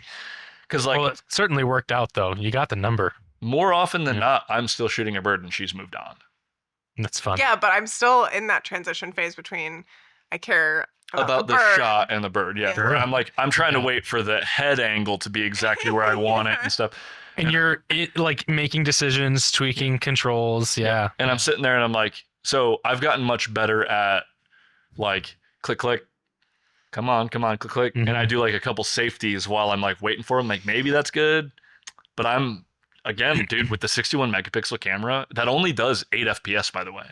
So my A7CR is slower than the A7 IV. 8 FPS. Yeah. Wow. So I'm slow, man. I'm just like way Yeah. less shooting. So what was, you got to over under on your best and worst moment of the trip? I don't know. Well, I guess the worst moment would be the cops stopping us. I feel like Yeah. Tell me about that. I got a little brief on that. I specifically asked in my little forum, like, we're gonna be walking around with really big lenses, and it's gonna be probably weird. Like, am I gonna have issues with this? And people are like, no, people will know that you're tourists, and like it'll be fine. And also, I should say that I understand Spanish, I would say pretty well, Yeah. but I don't speak it very well. Like, I'm just not confident, and it takes me a while, and I Yeah. don't like to do it. And I definitely didn't prep for this at all. So I was just going on my repository of remembered Spanish. Mhm. And they speak more, like, with regard to other countries we've been to, they spoke less English, I think. Sure. And so most of the time they would ask us in Spanish, do you speak Spanish or English? And I would tell them I understand Spanish. And they would go with that because they would be like, that's Quito. what I know. Yeah, yeah. So the cops, the National Guard actually, was like driving up and down this beach, and This is in Jaguar Park. We paid No. money. No. Oh, yeah, this it was. We paid money to be in the park. Then we paid extra money to be in the ruins, and we were still in the ruins part of the park. So we have Oh. paid twice to be in this area. and it's Do you have like a public. pass or something to show that? But Yeah, you can only get there. We have wristbands. We have 2 wristbands, Yeah. and you can't. Oh, get okay, there. okay. You can't get there if you're not. And if you are there Gotcha. without being in the park, it's because you are at a resort. Yeah, Yeah. so like- it's like resort, and then the national park and the Yeah. You're not a random on that beach. Like just Yeah. straight up. So we walked up the beach, like toward the end of the beach, I guess. And everything was fine. And like we saw a couple birds, but mostly it was like people trying to sell us like snorkeling things or like, do you want to Yeah. get on this boat or whatever? And I just don't do well with soliciting, maybe. I just get Yeah. really uncomfortable. And so I was like, okay, like we've gotten a couple birds, but overall this is a lot for me. And like, let's turn around to be done. And also like the resort life is just not for me. I don't know. It wasn't great. Yeah. So we were like, okay, we're going to just go back and we'll just leave. Like we've seen enough. On our way back up, we got stopped by the National Guard, who's like in this like gator, but it's like camoed out. Like they're in their whole thing with the guns and the big scary guns and stuff. I did not like it, but I was like, we're around a bunch of people. Like what could really happen here? And moments before this, these guys drive on their quad up the beach, and I like nod at him, and he nods at me, and everything was fine. And I was like, okay, just keep walking. Yeah. So then like they stopped and we kind of were like, okay, well, they haven't said anything to us, so maybe it's fine. But then they like clearly came over to us and they were like, all in Spanish. They were like, what kind of camera is that? How much is that worth? And like for some reason that immediately like put me on edge. I just was like, I'm not gonna answer that question. I don't know why you're asking me that. And then they started saying like, okay, well, you know, again, this is all in Spanish and I'm in full fight or flight. So I was like, I'm understanding this as best I can. Maybe there was a language barrier. I don't know. But they were like, okay, well, you know, you can't shoot photos on this beach, right? And like I'd read the laws. There was not any law about that, but I was like, okay, yeah, we haven't been shooting. Like neither of us are holding our cameras. They're like draped over our bodies, whatever. Like, yeah, we're not going to do that. We're just heading back up to where we came from. And they were like, okay, because like you are not allowed to be taking photos on here. And like they asked to see the camera at one point, and the whole time they're talking to me, there was one person actively talking to me, and the other one, like his partner or whatever, was like taking just started taking photos of me on his phone. I didn't like any of it. I was very uncomfortable. But yeah, I just kind of insisted. My main worry, I was sitting there and I was like, if these guys try to tell me that I have to delete my card or something, or they're going to try and confiscate something, I'm going to lose my mind. Like I'm not gonna be okay. I'm gonna have a while out moment. This is not going to be okay. So it was pretty wild, but we kind of just say, no, we're just going to go. We just got to go, whatever. And then we got out of there. But when we were leaving, two English speaking, I don't know if they were American or not, but I don't think the guy was, but like a bodybuilder and some woman asked us about it. And we're like, yeah, no, they were telling us that we were not supposed to have cameras and stuff. And they're like, that's crazy. I was like, yeah, it was insane. It was so bright. This is my favorite moment of it because it was so bright with the white sand that like I was struggling the whole time we were there. He doesn't have sunglasses. I lost my I didn't know where my sunglasses were before the trip. They're in my car, by the way. But I didn't take them with me. So I didn't have sunnies. And I'm like walking through here and I was like, this is crazy. But once that started to happen and my like blood pressure spiked and everything, I could see perfect. Like my biology was like, no, dude, you're in it. And I was like, oh, dude, this is sick. Like I forgot that we adapt as human beings to stuff. Having a panic attack against a tree, and he's like, I can see everything. Yeah. I was like, this is so cool, dude. I can see perfect. So I can't imagine what their intention was other than to have fun shaking you down. So here's the thing. So I'm not super knowledgeable about this, but everything that I've read is you will be pulled over often by whether it be local police, army, or National Guard, and they are going to try and like get you to pay them money or whatever. And the guidance is that you just say, no, I can take my ticket and I'll go handle it at the police station. I'll take my ticket, I'll handle it at the police station, blah, blah, blah. It's kind of like what the traffic infraction is. They kind of will like try to make something up, I guess. And I don't want to get too far into like what I do and don't know about the culture there, but like it's not corrupt in a way. I don't want to say anything that I don't understand or know, but like that's just the way it is. Like, I'm just surprised then that being the case that didn't happen to you, right? Like they just went away. But like thing that he said as I was walking away, he was like, "Okay, so like we don't have any problems, right?" Right. And like that was the intonation that he used too, in the equivalent in Spanish. And so I was like, okay, no, we definitely don't. Yeah. Like, we are on our way. Wow. So we were like, bye. There's not a law about that. Right. So like they were just doing their thing, seeing if they could get us because again, if you're like at all those resorts, everybody I've seen in the groups, they're like, hey, if you were trying to have fun and like smoke on the beach or whatever, do not do it today. The National Guard is trying to get everybody like smoke weed because it's illegal. And so like maybe they just try to do what, some of our cops are known to do, which is like, I have probable cause enough to stop you and talk to you. Maybe I'll find something. Yeah. Maybe I can just like find a thing because we're not doing anything and this is a slow day. Do you feel like had you said like I did take some pictures, like that would have been an issue? I He don't know. didn't ask. They Oh. Said it was just a thing of like, you can't be taking photos on this beach. And I was like, yeah, I do know that. And we're not. yeah, and they weren't super Interesting. aggressive. It was just uneasy because it was the only time we really had an issue this entire trip. And it was like, Wow. again, it felt, if anything, I thought it was going to be like on our way to Cobalt, where I'm just on a road for an hour in the middle of nowhere in Mexico, not Going like, through like towns. small right. little villages. It wasn't going to Wow. happen on like a resorty in the park, in the ruins where like we're Americans and we paid, like we very clearly are, I don't know. It was weird. But So that's probably the worst for sure. we shook it off. The looking for the forest falcon guy was really cool. But I feel It like, sounds like it. yeah, I feel like seeing, just all the birds. Hmm. The slow pace of everything that was out there, and like just let's go for a walk kind of vibe was like my ideal vacation. And just a complete brain reset, which I really needed. And I found out that I passed boards on that trip, and it would have probably sucked Yay! otherwise. So Yeah. now I can practice as a doctor independently and still have a job. And that's Awesome. Congratulations. Thank you. And yeah, we got to see a bunch of birds along the way. So Yeah, we pretty much expressed gratitude multiple times a day. We're like, how did you nail it, getting like the right accommodations, and how is like this can't be better.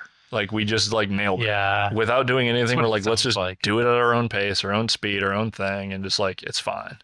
So The only thing that because I've listened to other, podcasts of people who do travel for wildlife photography, and I hear that as far as just getting the numbers up, a private guide can do that for you. But it seems like you were able to cheat that and not need I that to think still we get what lucked you out wanted. For sure, yeah. but again, we would have absolutely day 2 done that if we stayed at a resort, because there's nothing Right. in I was Tulum. just gonna say, had you stayed at a resort, We would have and had private to. guide, you would have paid more money on the front end during the guide, and still probably gotten the same or maybe even less birds. Right.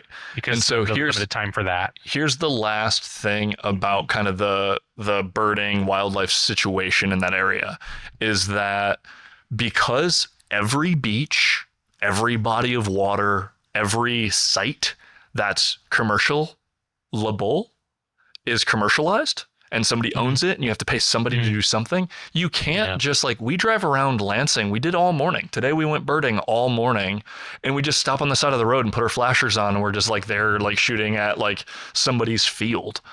Yeah. You can't really do that there. You can't just like kind of free explore. So the fact that we got accommodations in a place where we could just like walk outside and go for a That 2-hour sounds so huge. walk Yeah. was everything. Because all of our downtime was birding time instead of where it would have been all of our downtime was downtime and we're trying to pay to go bird. Yeah. So Yeah. So outside of the birds, if we can wrap up Mexico, were you thinking about photography and then like did you have a something in mind like I want to capture the culture, I want to capture the people, I want to capture, because I know you went to the ruins. Yeah. Were you doing other types of photography with intention?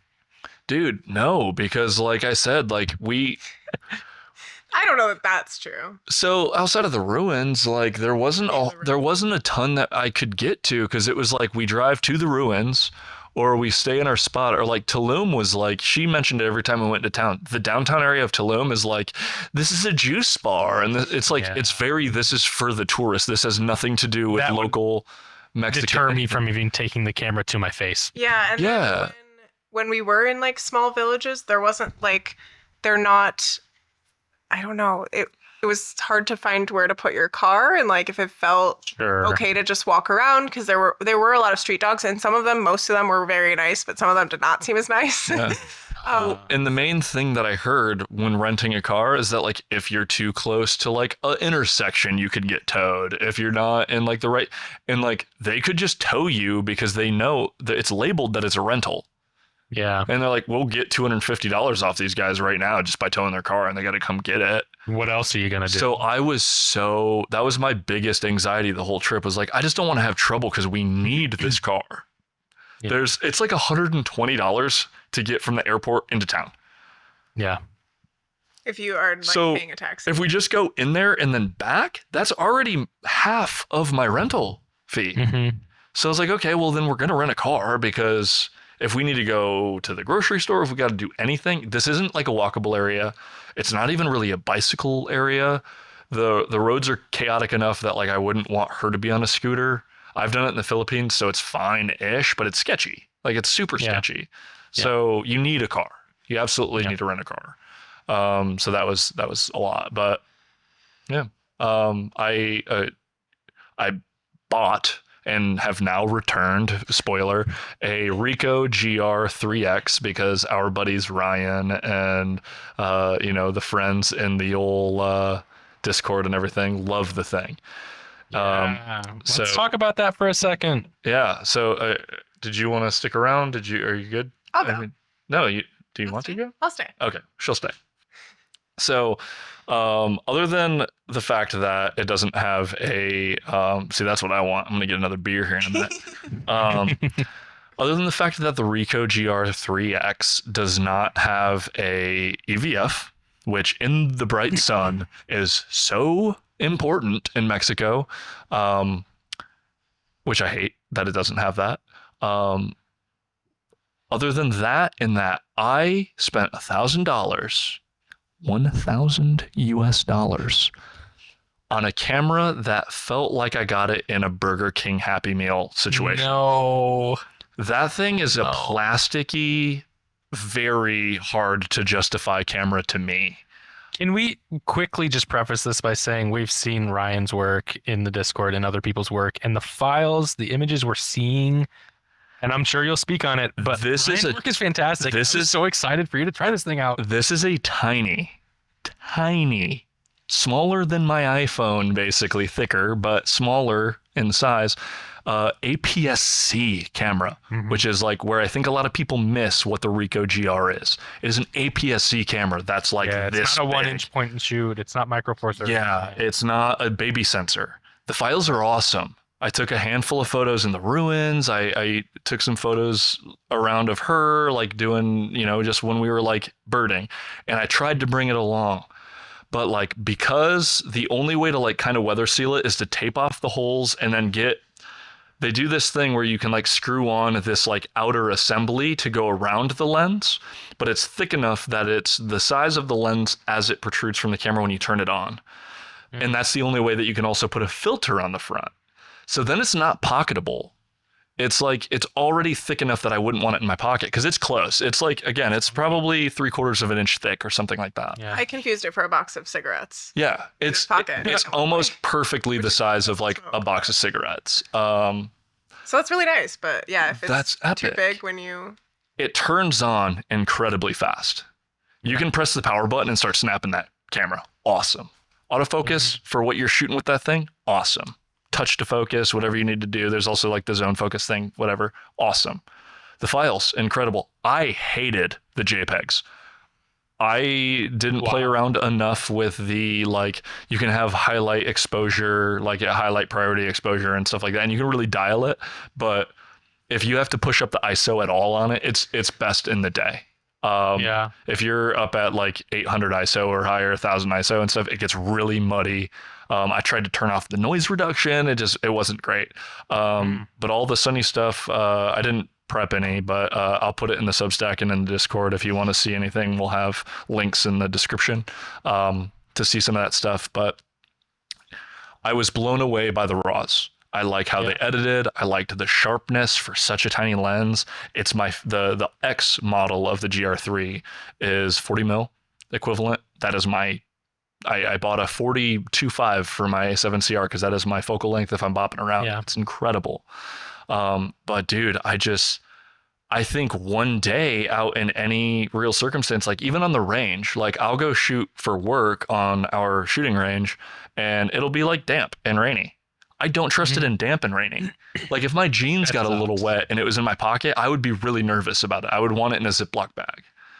I can't handle that. And it just has like the point and shoot style little, cover. It just like two little weak little pieces of plastic cover the lens. So I was instantly disappointed with the build quality. I was like, I just spent $1,000 on this thing. And then I tried some stuff at work when I got it. And I was like, these JPEGs are awful. Like, in just trying to do the product stuff that I do, I was like, so I'm not using it at work for that because it looks awful. Sucks. I need like a lot of light into the sensor to do it. What Ryan and what Mike, Passive Tourist, does with it, legends. They have really great photos. I think Ryan crushes with it. I've seen more of Ryan's work than Passive Tourist's work, but it's great for that. And I just wish, like, if they do a 4 where it feels substantial, like it's not just like a toy camera, I would reconsider it. But it's a hard pass for build quality. But yeah, like I said, I'll share some of those photos. I just had them in my stories during the trip. Wild camera, but I cannot believe it's $1,000. Yeah, you were really impressed when you first put those photos on your computer. Yeah, because again, like, you were like, dang, the coloring was really nice. That's it for me, dude. The stuff that I've seen, it just looks so silky and like so. I don't even know how to describe it. Just shout out to Ryan, because I posted the little store that I got the Tecate from. I posted that photo, just one single thing, and he's like, that's really nice. It almost looks like it was shot in a Ricoh, and I was like, oh. He knows his tools. Yeah, he was like, that's a Ricoh shot. Called it right out of the money, and that was a RAW. I edited it as a RAW. And you just wanted to shout it from the rooftops with the moment he said that. Yeah. Talking about this right now. I was like, oh. And I was like, okay, I'll wait. That was impressive. So was really impressive. That dude has a really, really good eye for what he's doing. And you can tell, obviously, but yeah, I mean, that's the trip. It was everything that we needed it to be.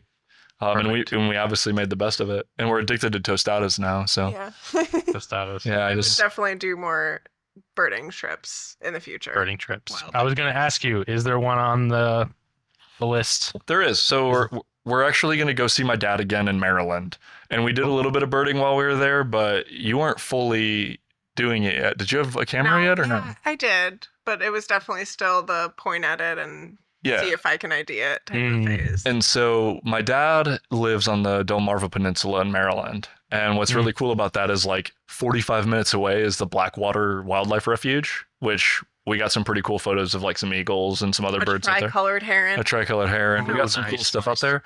But a little bit further than that, there's actually a bridge that goes into Virginia, and we're going to go to Assateague Island and, like, bomb around there. And there's just all sorts of wildlife on that little part. It's like past all the cities, and it's just like the last bits of the East Coast that's untouched by humanity. So wow. Do you know when you're doing that? Next month, I think. Like soon. Nice. I actually have to look at tickets and stuff and get that sorted out. Like, I gotta text my dad and see if I can get a car, or if I gotta rent one. Awesome. And after that, probably somewhere else in Central or South America, because we gotta get back. We're probably gonna go to Arizona before that. That's true. She has big goals for a girl who's gonna be a CA1 in a minute and have no life. Yeah. Wow. But yeah, very cool. I'm gonna have to get out to Arizona at the end of this year for a reason I can't announce yet, but I will look forward to seeing what you get in Maryland and then in Arizona. Yeah, that'd be cool. Yeah. So I mean, I think that wraps up pretty much everything. I think my last little bit was, again, super glad I took the 200 to 600. I didn't use the teleconverter once though, which I thought I might. Nothing was super far out. She didn't really struggle with a crop sensor and a 100 to 400. We got a lot of the stuff we wanted, which was great. I mean, we got super close to a lot of these birds. Some of the photos I showed today were every bit as close as a lot of her stuff. I'm in crop mode a lot too, so I'm getting a little extra reach than she is. But it was incredible. The A7CR punches well above its weight over the A7C2. And I think that's because I have crop mode on a freaking button. It's the same amount of megapixels as her A6700 when I go to crop. When you hit it, and it's just like, there's so much freaking detail. So like you can zoom in a million times and like crop to like 3000 by 2000 pixels from 9000 by 7000 or whatever. And even smaller than that, down to like 1500 pixels. And it's like pretty good. So that's fun, but I do think I'm still wanting a little bit. The 1/4000th of a second was a struggle. That's like, I didn't expect that to be such a limitation. Well, when you're trying to get, again, when you're going from like dark jungle to backlit, and again, this is like super sunny Mexico. Um, I don't really want to go too much under 800 ISO because I want to be able to keep that shutter super fast. But Yeah. we were getting to the point where we were maxing out, and it was getting overexposed because it was like, dude, I'm at 1/4000. What do you want from me? Wow. So like you either stop down or you have to go, and it's kind of a struggle on these cameras. It's not as easy to do the controls because they don't have every single button that the bigger pro cameras have. So like she doesn't even have exposure comp dial. She has to press a button and get into that, which is such a pain. Weird, yeah. And I showed her how I was doing it. She was like, "How do you do that so fast?" And I was like, "Oh, I have a dial." She went, Yep. "Oh, that makes sense." Yeah, because I haphazardly shoot it up if I need it. Something's backlit, +2 instantly, just like hit that thing. So, and then if it's like super overexposed, I just drop it like crazy. So that's how I'm mostly shooting, and that's why I like aperture priority, is because I have one dial that tells me what I'm doing. But Yeah. Cool. any last words? I don't know. It was a great time. Birds are the best. I'm glad. Yeah. Thank you for coming on our show. Yeah, absolutely. Thanks for having me. This was fun. It was nice to hear from you. Yeah, thanks for chatting. You're way more interesting. Of course. Whatever. Yeah. So that was Mexico. Wild trip. I am understanding now that I am eternally grateful that my free time and my vacation time is now photography based. Because I imagine a lot of people wish that they could just have their partner want to go bird for 6 days. Yeah. I think there's a lot of them out there who are envious of that. Yeah, and I was actually the stick in the mud more than she was. She is a freaking birder, dude. She goes and goes and goes. I think we did not mention that it's funny how much easier it is to carry a 6700 and a 100 to 400 than my rig. The 200 to 600 hurts your back after a while. Yeah, I would have asked a little bit about that. The 100 400 has always been like that lens that I really want to play with, but I really don't want to spend money on, kind of like the 24 to 70, because I've got the ranges around that, but that specific lens is great for a couple of different things, and I would love to have one. I just don't want to pay for it. I would say that if you're like sitting around one day and you see one for under $600 used, I don't regret owning it. Even though we have other options and stuff, it's so freaking small, and I mean it's the size of my 70 to 200 basically, when it's collapsed. So it's pretty good. But yeah, so we have much more to talk about. We do. How do you want to address this? Because some interesting things have happened that have been still relatively incognito. We have your ZF update. We have some other surprises. We have a big surprise. Well, let me get the small one out of the way. I've got a little list here, right? So let me get the small surprise out of the way. I cleaned the sensor on the A7. Yeah, much needed. I've been begging you for probably 4 or 5 months. Oh man, and my own brain has been begging me to do it for a long time, and I don't know what's held me up, but I finally, as I've done some other things, was like, I'll just throw that in the cart. Let's just give it a shot. Yeah, like $5 for the kit. Yeah, for the kit. I watched one YouTube video and wipe over, wipe back. Yeah, nice and clean. Did you watch Tony and Chelsea's? No, I did not. That was actually, I remember probably like 6-7 years ago watching Tony Northrup show you how to clean a sensor, and I was like, I don't know, I feel pretty good about it now. But now I've cleaned, I cleaned dozens and dozens of sensors now. That's good. But I'm proud of you. Thank you. Good job. Thank you. Felt like an accomplishment. Okay, so we'll talk about the ZF real quick. I've been using the ZF a lot more.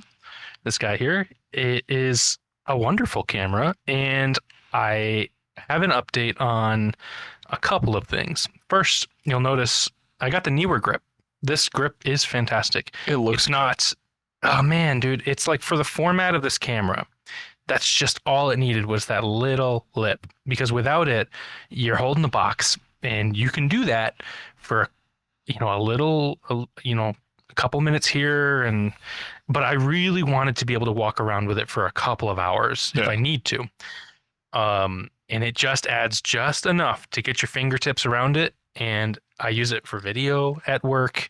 It is great for I mean, for why it's built, it doesn't take away. That was the one thing I was afraid of, was does the look of this grip take away from some of why I bought this camera? And I don't think so.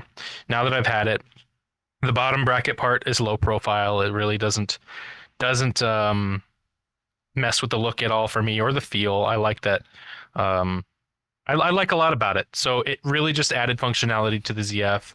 I've been using the ZF a lot for work. So all the stuff you see from the Dead River socials, all the videos, all the photos, it's all ZF. It looks great. I've kind of just dedicated this camera. I mean, 24 megapixels is more than enough for any of their stuff.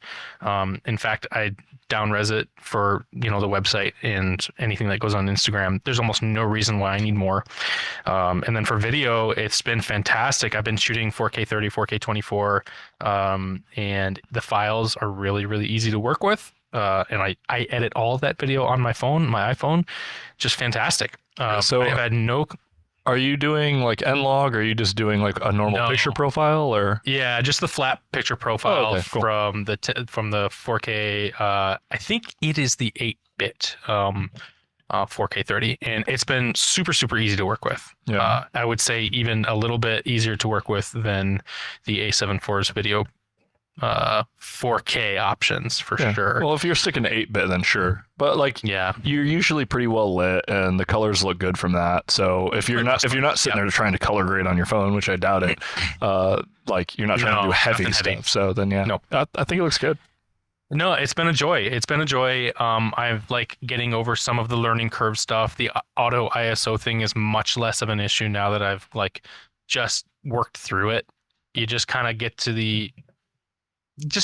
know what to do ahead of hitting those stumbling blocks, you know, because you do that a couple of times and you really gotta figure it out. Still, I love the black and white switch. I haven't had a ton of time to go out and use that with intention. But I did a couple of, customization things here and there. But other than that, it's just continued to be a fantastic camera. But it's the camera that I've kind of just relegated to Dead River Coffee. Like I kind of only use it there. I do want to take it out for some specific like street style stuff when it gets a little warmer. We got hit with like the most insane blizzard up here today, and we had false spring. You had it too, I'm sure. Yeah, we're fortunate. Ours is kind of sticking in there. Like we get a couple cold days still, but like, I'm so jealous. You guys got cheated, dude. Like you were like the birds. I think they're coming, and then now you have an ice storm, and it looks like chaos. Well, you saw my post from yesterday morning where on stories I was like, I don't even remember what I said. Just like, I probably shouldn't park on the street, but whatever. And then this morning I woke up and I fully regretted. Like, that did not age well. I should have put my car in the garage. There's a half inch of ice all over the roads. There's supposedly, I've heard numbers between 9 and 12 inches and 17 to 24 inches of snow from this morning until like the end of tonight. So I have no idea what it's going to look like in the morning. But when I got up, there was already 5 or 6 inches on the ground, ice underneath that, and I had to dig my car out. I had to use a 2x4 and some sand, and got my car out from in front of my house. I fishtailed it around the block to get to my garage. It was rough, and then shoveling that stuff was not fun. But anyway, so the ZF has been great for work, and it will be a fun walk around camera because that's really what it's going to be for me. And it's going to be nice to just have that, and like landscapes too, I think will be fun to just have that, like, I don't know, like, this is like weird to say, but like this intimate time with a more mechanically focused camera, if that makes sense. Absolutely. Just like using the dials and just slowing down. Dude, that's straight out of Fujifilm's marketing, brother. Like that's why that camera exists. That's why Nikon made it, and it's solid. Question for you though about it. What lens are you primarily shooting with it? At work, I have been using the 28-105 and the Sigma 50 and the Sony 20. I did replace the Viltrox adapter and got the Megadap adapter, and that has been a huge improvement in reliability. That's good. Autofocus is way better. It seems like I'm just hitting and sticking a lot more, and there has been not one instance of it disconnecting electronically. Oh, that's incredible. I've never had to turn the camera off, turn the camera back on. undo and redo. Like not once. It has felt like native lenses. It's crazy. That's wild. So we haven't talked a ton about it because we've been saving it for this episode. That's sick. Yeah. That's, Honestly, you can't like, tell me that because I'm too. It kind of sucks because I want more of them to just have on all the lenses. Yeah, right. Because I'm not getting rid of the Sony 20. Like if it would have been noticeably slow, noticeably like I lose image quality, You like hunting and stuff, and I would be selling all those lenses now. What about metadata? I didn't really. So I did notice that focal length is being now communicated correctly. And I haven't noticed any issues with stabilization. So I think Viltrox has an issue there. Sure. Or maybe it was not something that they were able to do for the money or whatever. Or perhaps I needed to update the firmware. I don't know. Yeah, maybe. Are you getting the information of what lens was on it? Yep. In your software? Yeah, I believe so. I can. I don't have it open right now, but I believe I am. Right. We'll circle back on that later. Yeah, we'll circle back on it. Yep. That's cool. But for all intents and purposes, the Mega DAP adapter, which if you go and look because you're interested, it is the most expensive adapter. Yeah. It has earned that right. It's got correct a slightly better build quality and feel. I was kind of surprised it didn't feel a little more solid. Sure. But it's again super thin because it doesn't have to. It doesn't need. It's on here, dude. It's on here. There's no lens on here. Yeah. Well, it's because they're both mirrorless cameras, right? So when you're adapting flange cameras or mirror cameras onto mirrorless, you have that flange distance. Yeah. But Nikon just has a big enough mount. Yep. And it's just different enough. That's why if you're unfamiliar with adapting lenses to mirrorless cameras out there, hello, it's a actual physics thing. Like there needs to be the right amount of distance between the focal plane and the sensor. What's happening with Nikon is that they have this massive thing and there's just enough room to throw their lenses onto these adapters. That's why you can put Sony E-mount on Z-mount, which is sick. And I sent you a link of somebody running the 300 to 600 f4 on a Mega DAP on a lens, and I was like, if it's working like that for that dumb ass, like that's huge, then I'm hoping and assuming it's working great for your lenses. So that's awesome. It is, dude. Especially because noticed a single issue. Yeah, especially because they don't make a 28 to 105 f2.8 for the Nikon Z mount, and that lens is chef's kiss still. Yeah, there's no reason that this won't work for me. It's been fantastic. That rules. It does. It seems to fit on the camera with like a little more, it's like tighter fit to the camera. Yeah, there's better tolerances I think on the Mega DAP. So it's just all been fantastic. Would recommend if you're going to make that switch. That's because it opens you up to all the lenses that are on Sony's system, not just Sony lenses, but everything on the E-mount. You've got a lot of choices. Yeah, well, between Sony and Sigma, that just means that Nikon officially has the most lenses you can use on a mirrorless camera. I think that's true. I mean, it's hard to argue against, I guess for other reasons maybe, but so I guess the other news is that's not the only camera I recently got. This guy. I've been trying to figure out how to like introduce the fact that I have it. And only a couple of people know that I have it. Shout out to a couple of you in the local photo, my Finch photographer friends. Dude, but I got a Z8. Shout out to you not saying a thing. When did you get this camera? 2-3 weeks ago? It had to be at least 3 weeks, maybe 4. Yeah. I just like, I knew I got it before, I think before you went to Mexico. Yes, correct. Right? So at least a few weeks. Not a single thing has been posted on my stories, and that's where I'm active. And it just like burned my soul not to be like, let me look at what I'm doing. This was my most fun thing that's ever happened because I was just like, I bet you were loving it. I was a dick about it too. I was like, just do it, dude. It makes so much sense. And financially, it did not. But we're okay. We got the Z8 here. and it's a phenomenal camera. But you'll probably also notice, if you're watching, I got a long lens on it, and it's the 500 millimeter PF. That's a F mount lens. The PF, I can't remember what it stands for, but it's an optical formula composition that allows Nikon to make a lens design that's a bit smaller, at the cost of like a small amount of extra like light diffraction or something. But it's also been known to be like the sharpest lineup outside of like the 600 mil f4 and outside of like those f4 lenses, and maybe like the 400-2.8 Z lens. The PF lineup is super lightweight for the focal length. It is a 5.6, so it's not like an f5 or an f4. But what you get in return is a really like lightweight setup that has an ultra fast autofocus ability, and it is sharp. It is very sharp. As you might know, the Z8 is like 45 or 46 megapixels. Yeah. And I do feel like I'm getting like every bit of resolve from that lens to those files. It's been wonderful. It is phase Fresnel, and it's because it's using diffraction. They're wild. They're very cool, but even just the few photos you sent me, like 5.6 is not a skip and a leap from 6.3. No, it's also a prime.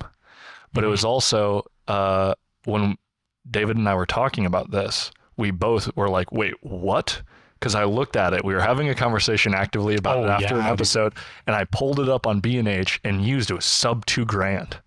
Yeah. They're like, this lens, I think, launched at $3,500 or something like that. So at like about double or more.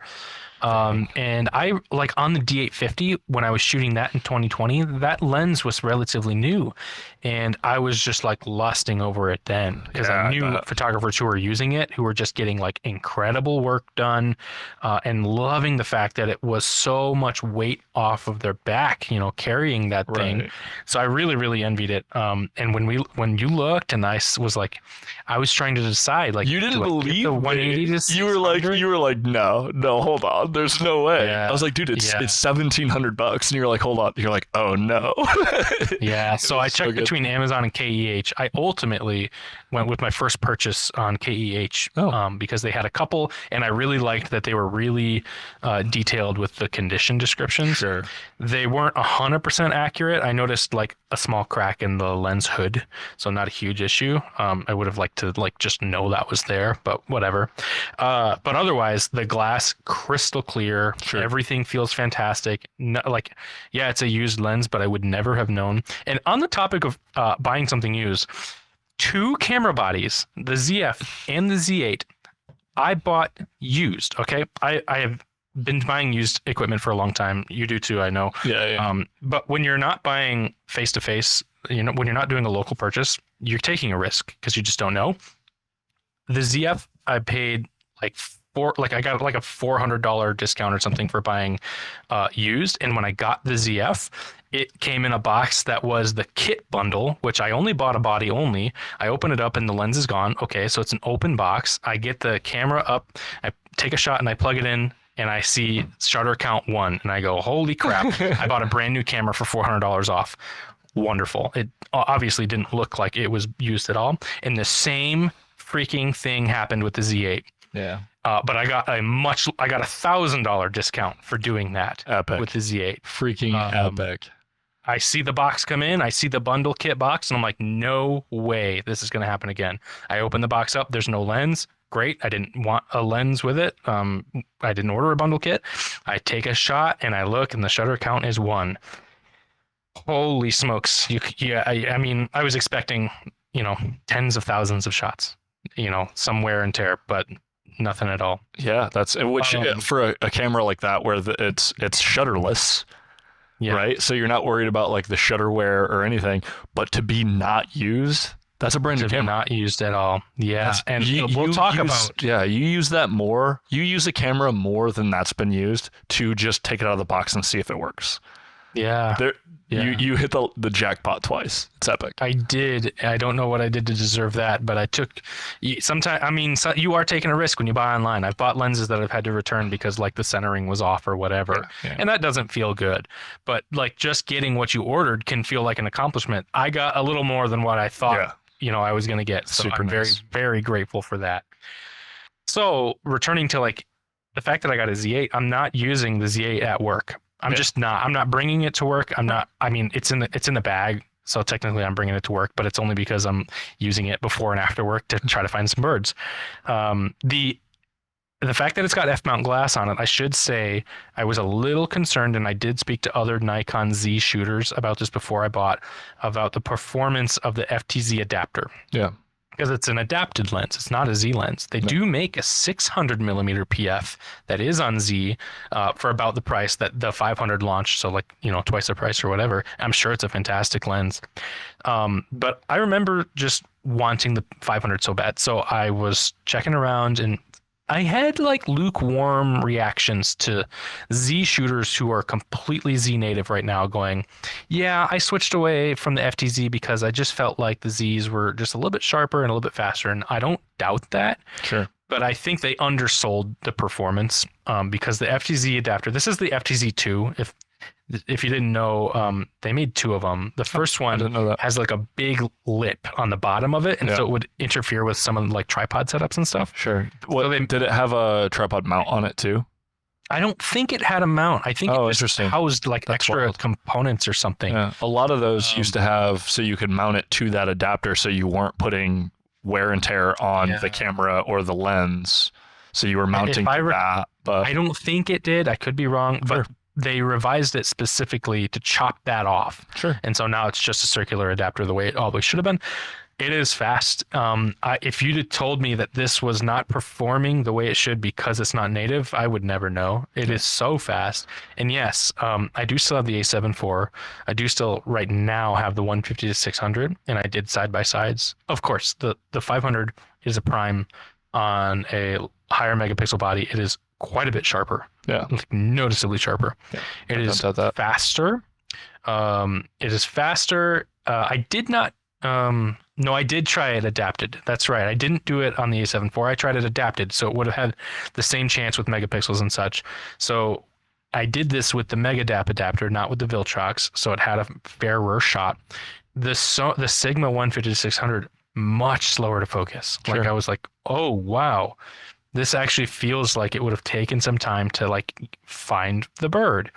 And there lies some of the issue of what I was having with the A7 IV as a setup with the Sigma, with that like small bird in, brush or behind some leaves. Like that's some of the issue, the focusing speed, the ability to get there quickly before it flies off. So man, the Z8 with the 500 has been a dream. And we can go through some of the images now if you want to. You want to start from the beginning? Yeah, let's start from the beginning because it's not all birding that I've done. Yeah. Although that has been a focus with any little time that I've had before or after work. But there was one day that I put a call out there on Instagram to my local photo club that we've got. We call ourselves I think we've tried to officially say that we are the Secret Society of the Finch or the Secret Society of Finch Photographers. It's one of those two. We're doing some cool stuff with that. I can get into that later, but I put a little call out and we have a group chat on Instagram, and a few of them joined me at Black Rocks just because that's like just a default place to go shoot. There's so much cool stuff there. Oh yeah. And during the like transitional seasonal stuff, like, before winter really sets in, like when ice is forming and ice is melting away, you can get some really cool, like intimate nature stuff. So Image 1.1, that was like one of the coolest, like layered shots that I found. If I can describe it, I'm like looking down, and if there would have been more on the bottom of the frame, you'd have seen my toes. But I'm like looking at some of the black rocks below me. That's what's out of focus there on the bottom of the frame. And then what you see that's in focus is roughly like 3 feet below that. So you're like looking way down and you see like this layer of ice that's mixed with sand. Just thought that was neat. So is this the Z8 then? This is the Z8. I believe I've got the 28 to 105 adapted. Oh yeah, 8,000 by 4,000 pixels. That's nice. Yeah, it's the 28. You're at 56 mil on that. Wide open, yep, dude. That's crispy, man. Yep. And then, so I kept that lens on for the majority of shooting around like that, 28 to 105. Again, just shooting some ice, and just like, this was a great time to like really dive in to find like how sharp is this lens on this body adapted, and just crispy, crystal clear. Really, really happy with the results. And like stabilization worked really, really well. The Z8, honestly, dude, just backing out for a second, the Z8 with the 500, the stabilization is nutty. It is so good. But anyway, image 1.4 there. Yeah, that was with the Z8 too, I believe. This was the sunset, and that is a couple of the other photographers I was with, as we were just like looking down all the time for the last hour there. I looked up and noticed, hey, there's a little bit of light there. So just a nice shot, just a little documentation. We took a selfie after when that light was still good, and like 10 minutes later, it was completely gone. We got stuffed out pretty good by the clouds. It could have been good.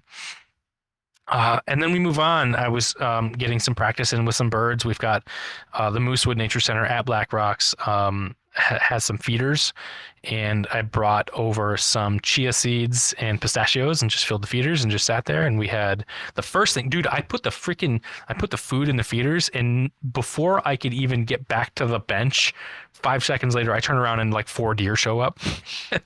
So I'm like, oh, hey, you're going to steal all the food before the birds get here. Great. But there was enough that they got to hang out, and then the birds came in. So we had a couple crows. Dang, that's really a 4,500 ISO. That's clean as heck too. It looks pretty good. Yeah. I can't complain about that. I would have thought that was like 2,500 max. That looks super clean. And for the most part, I've been shooting in like overcasty skies. So Right. I haven't had the greatest opportunity to shoot at like ISO 100 yet. I did get one morning with some ducks that worked out a little bit better. But for ISO like 5,000-ish, 6,400, cannot complain. So we have a crow there. I love these birds that have that like whatever that like film is on their eyes. I've done this with eagles before, where you get just that perfect moment where that film comes over. Yeah. It's a protective little film. It looks so, I don't know, ominous and creepy, and that goes along with crows for me. Yeah, So this is Game of Thrones' heck for sure. yeah, I had a bunch of images in there that I picked from, and I was like, that's the one I got to get, because that you got to get a ton of images to perfectly nail when that is like fully pulled over their eye. And then you've got the red-breasted nuthatch and the white-breasted nuthatch. So this was me just like getting to know the camera, trying a couple different settings, and I'll talk about this now. Dude, it is way too easy to shoot way too many photos with this camera. And for one specific reason, it is like abysmal. I mean that in the best way. So when I first got the ZF, I wanted to love the fact that it had pre-capture, right? Right. But you only get pre-capture C30, which is 30 FPS, and you get it with JPEGs. And that's still true with the Z8. You don't get pre-capture RAW files, which is kind of a bummer. But you do get C30, C60, and C120. So you can shoot 120 FPS before you're even firing a shot. So you have pressed the shutter, or I believe it also pre-captures if you've got AF on back button focus. So like I'm focusing and it's always shooting. And so there's a couple things to note there, but I'll just stick to the primary topic here. I shot 32 to 3,500 images in a 45-minute period. Yeah. And that was just testing out pre-capture. Like the A9 III killed me, so I feel you. It's ridiculous. Yeah. And a couple things to note. C30 is where you get full resolution images. So 30 frames per second, you get the full 40-something megapixels, 46 megapixels. If you go to C60 or C120, it goes into crop mode, which I'm not too mad about, because you still get like 20 megapixels to work with. Yeah, it's plenty. For what you're doing when you're trying to capture 120 pre-capture, like that's great. Yeah, but I picked up on this slight behavior of the camera that made me think, oh, maybe this is why it's not able to deliver RAWs, and I'm like, is this like a processor limitation compared to like the A1 or the A9 III? In C30, when you do get full resolution, you feel just the slightest lag, just a little bit. Like you're looking at it 30 frames per second. So like your eyes really shouldn't be able to like notice too much, but you can feel it. You're like getting just a little bit of lag. So I'm like, oh, if it's a performance thing with the processor, maybe there really is a hardware limitation in the Z8 that can't produce a raw file. Because I'm like, I don't want to be optimistic that maybe a firmware update in the future gives us raw pre-capture. Right. But Sony can do it. So it's like, are they parity or not? You know, is Sony's pre-capture raw? I think so. Oh. I could be wrong, but I've been told it is. So, at least maybe that's only like A1 Mark II. Maybe that's it. So when I move over to C60 and C120, 60, I really like kind of stuck to C60 because I knew I was taking a lot of images, and I'm like, I don't really think I need 120 frames per second. It's buttery smooth. Crop mode, it is working through it, no problem. It felt like a dream, just like, you know, hitting the autofocus, waiting for a bird to do something, and then it moves and I start to shoot. And I will tell you this, I love that function. It is amazing to have. I multiple times, 3, 4, 5 times where a bird flies, I can see in real time when I look back on the images, the fact that I was not fast enough to hit the shutter when it would fly because I could see the camera begin to move, you know, and when the camera begins to move, the bird is gone. And so when I looked at those sections of images, that was like 4 or 5 instances where I was just trying to test it out. It was coming in clutch every single time. So it's a fantastic function if you need it. Now, I don't think I can feel good about trading off a full resolution raw file. Yeah. That's hard. Yeah. It's really hard when you're at ISO 5000 or whatever. My heart just wants to know the latitude is there to work with that file, you know? Right, because you don't have any at ISO 5000 in a JPEG. Like, right. Like people are like, yeah, you can edit JPEGs. Cool. When you're at like native ISO and like your exposure's good. So you're looking at these images now. Yeah. Just know that these were pre-captured JPEGs. These are not raw files that I edited with. So as like clean or noisy as they may look, all 3 birds. That's what I got so far. The camera. Yeah. Yeah. All of those 3 birds. Yeah, that's clean, man. That's super clean. I couldn't complain, but it's like in the back of my head, I'm like, I know I could probably get a cleaner shot if I wasn't doing pre-capture right now. And so I think pre-capture is really a thing where like I've got a lot more light and I have a little less to worry about. Yeah.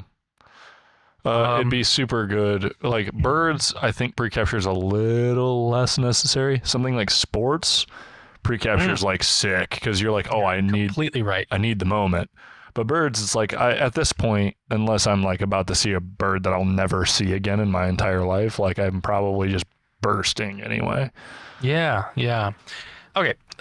Image 3.1. This is one shot. This is just I just need to say this because I was so happy about finding this that I got home and I told Lisa, my wife, I was like, I found this spot finally, because as you know, I moved to the Upper Peninsula. I had to give up the fact that I had a really good place to go for ducks on the river. I could go any morning I wanted, 15 minutes away. And I just didn't have that anymore. I didn't have this location that was like well, this is where I'm going. Like, you know, there's nowhere else to go to get this specific stuff. So I was going to Black Rocks, as I do a lot, and I noticed, because you have to see it, you drive over this overpass where Dead River comes out to Lake Superior. And there is a spot where you can stop and park and like kind of walk over to the overpass, and there's like this man-made formation that it's a waterfall in the summer or whatever. But you can walk behind it, and it's a very tight, very small trail, and it doesn't take much to get back there.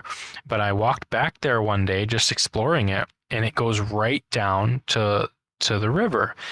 And when I got down there, I saw this hooded merganser, and that's the first one I've seen in over a year since I moved. I haven't seen one since I moved, I think.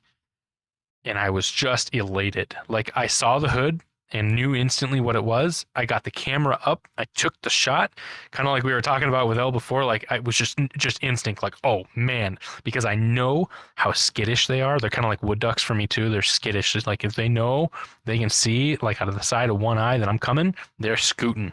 So I pulled the camera up. I took a shot, and that's the shot. Like I didn't even do much editing because I knew it wasn't like a real good shot, but it was just the fact that okay, I saw it. I got the shot. I know it's there. And I believe in that moment there was 3 of them, but the shot shows 1.5. So all this is to say is I am so happy that I have a place to go because it's 5 minutes from work. So I go there, I set up in the summer, dude, 6 in the morning. I have 3 hours before I got to start work. That's all the time I need, plus some Right. to work with some ducks down there. So I did, and we'll skip ahead a little bit. I did. Question: is this the 500? Yep. Yeah, dude. I'd be really curious to see the 200 to 500 f5.6 versus this prime because like I would too, dude, because I saw lots of reviews saying the 200 to 500 is as sharp, and I couldn't believe it. I did. I don't have experience with that lens, but I know you do, and I was just like, ah, man, like that out of focus, like the little logs or whatever, the posts, like it's buttery. It just looks nice. Yeah, I like the fall off of this lens a lot. I have experience with the 200 to 500, like 1.5 2 years experience using that, and I know it is a sharp lens, and it's hard to believe that it could be as sharp as a prime 500, but in like good conditions, it really does. It flexes some muscles there, but this lens has other strengths, and I think the sharpness is there too. For sure. But if I could skip ahead, yeah, we go to 5.1, 5.2, and 5.3. This is the same spot. I got there and I counted about 60 Canadian geese, plenty of mallards, probably like 20 mallards, probably like 100 seagulls, but there were 4 of these goldeneye, and I believe it was 2 males and 2 females in total. And these goldeneye, I don't remember what my settings were, but you might have them up. Yeah. It was nice, and what's nice about this spot is it does get direct sunlight, so you can get your ISO way down. Yeah, I mean you're at 320 to 640 here. It's nice. Yeah. So the thing I don't like about the spot is the sun's at my back, so it's front lighting everything, which can be okay. That's a look, and that's fine.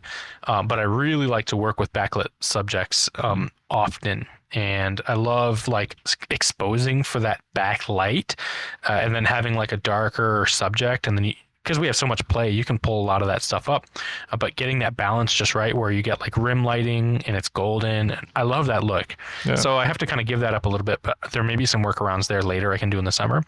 But I just got to play with these guys. I sat down there for about an hour. And if you notice, goldeneye, like in 5.1, some other ducks do this similar thing. I believe has something to do with mating, like a mating ritual, the way they like pull their head back and they'll like bounce their heads up and down as they call. It's kind of neat. But there's specifically in image 5.3, I caught this very special, like specific moment. I don't know what exactly is going on, but if you zoom in, you can see the eye of the other goldeneye next to the big guy. And I thought that was such a neat little moment to capture. I have been shooting in RAW 20 frames per second. Yeah. And so like being able to get this very specific little moment, not sure I could have done it with the A7 IV, Yeah. I love that you can see all that water in the air too. Yeah. And I had a couple other shots where there was more water, but I really liked the positioning of the duck behind. Yeah. Because unless you know to look for it, you could easily miss it. Yeah. But the fact that you can go in there and check it out and see that is kind of neat to me. Yeah, it's awesome. So I have one more to talk about, one more session, and this was the night prior. I got an alert on my phone about 9 o'clock that we had a substorm onset, and we're talking about Northern Lights. At 9:30, I was in the car. By about 10-ish, maybe 9:45, I was setting up to start shooting, and that's when things started getting good. I drove out to Greenwood like I did back in like October for those big nights, and we had nice pillars, nice color. I could easily see magenta with my eye. That's a great sign.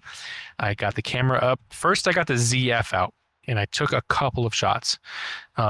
And I wish I'd used it more because I really wanted to get a nice side by side of what like the noise profile looked at the same ISOs and such. And when I took a couple of shots and pulled them up, man, they're similar. Like very, very similar. I was expecting maybe that the ZF would have a little bit of a I guess a leg up on the Z8 as far as noise performance with bigger pixel pitch, but maybe that's just me being impressed by the fact that the Z8 handled as good as far as the low I think light. so. This image is ISO 8000 on the screen right now, and it looks every day as clean as like 4000 or less. It's pretty nice. I'll mix this in with the next topic. You do need to know that these two images were edited in Lightroom. And they were edited in Lightroom and using Lightroom's AI denoise just about 25%. So you're not seeing like what the noise looked like. But it was not bad. I love this vertical. This is only ISO 5000, and it's like the reflection off of the ice and stuff is so cool. It adds such a cool dimension of it, and it just makes your exposure so good because there's so much white on the ground. I've never seen the Northern Lights with snow, so this is really epic. In the snow, in the winter, so like, yes, you have a blank white canvas that likes to reflect lots of light. It's as nice as working with like, I think, like a calm lake in the summer, because you have the ability to catch some of that color on the snow. And then if you can find some ice that's like kind of sheened and cleared off, you get lots of great reflections. And I got some of that. And that was really, because it trails off too. Like if you really look deep into it, it cuts back over to the right, towards center frame. Yeah, it's awesome. So yeah, I was able to work with the Z8 for a little bit of Astro, and let me tell you, I could not be more excited about the fact that if you just like on the D850, you have the illuminated buttons. I don't know why more camera manufacturers don't consider implementing this. So huge. The first time I saw a Nikon in person, I was like, "Wait, what? What do you mean?" It's only a couple of them. I don't think many of the Nikon bodies have this. Maybe like the D7500. I think the D8500 had it, but the D850 for sure did. And I remember using that so much for Astro. But it comes in even more clutch when the camera's new to you and you like aren't sure which buttons are which, especially when you've got a ZF on one side, Z8 on the other side, and you're just coming from the Sony. I needed it. Yeah, it was seriously. Back in the day, I was very familiar with Nikon. Now it's a little bit mixed around. So I was like, oh, where is this button? I didn't want to kill my eyesight with my headlamp. The fact that it had that was like, well, that's kind of the nail in the coffin. The Z8 will be the Astro camera. Yeah, that's pretty epic. So other than all those images, I've been able to really get a handle on just the fact that, yes, the Z8 is a fantastic camera for birds, and I'm sure lots of other things. I really haven't got to use it for much more than that. The autofocus is wild. I am so happy with it. And even between the ZF and the Z8, I was a little back and forth on that with, I was using adapted lenses, so I wasn't sure that, the ZF was phenomenal or if it was just the adapter. I can say with confidence that with the more native, the F mount class, the Z8 has a remarkable ability to find and hold on, and you get a couple of things that are helping you there. You do get bird AF and a couple, you've got the animal, you get bird, you've got a couple others in there. But I did notice now, like I didn't notice on the ZF, that you get a wide box when it finds the bird's body. You get a slightly smaller box when it finds, I think, the bird's head. And you get the smallest box when it finds the eye. So you start to get in tune with just how well it's able to grab on, because you've got these levels of its confidence that you can see in where it's focusing. Yeah, and the Sony, by comparison, allegedly has a large box and a small box, except I rarely see the eye box, and it's just kind of shooting out of the wind. Yes, rarely is the right word. On the Sony A7 IV, rarely did I ever see the eye box. So that was always a struggle with me there. On this, I am often seeing the small box.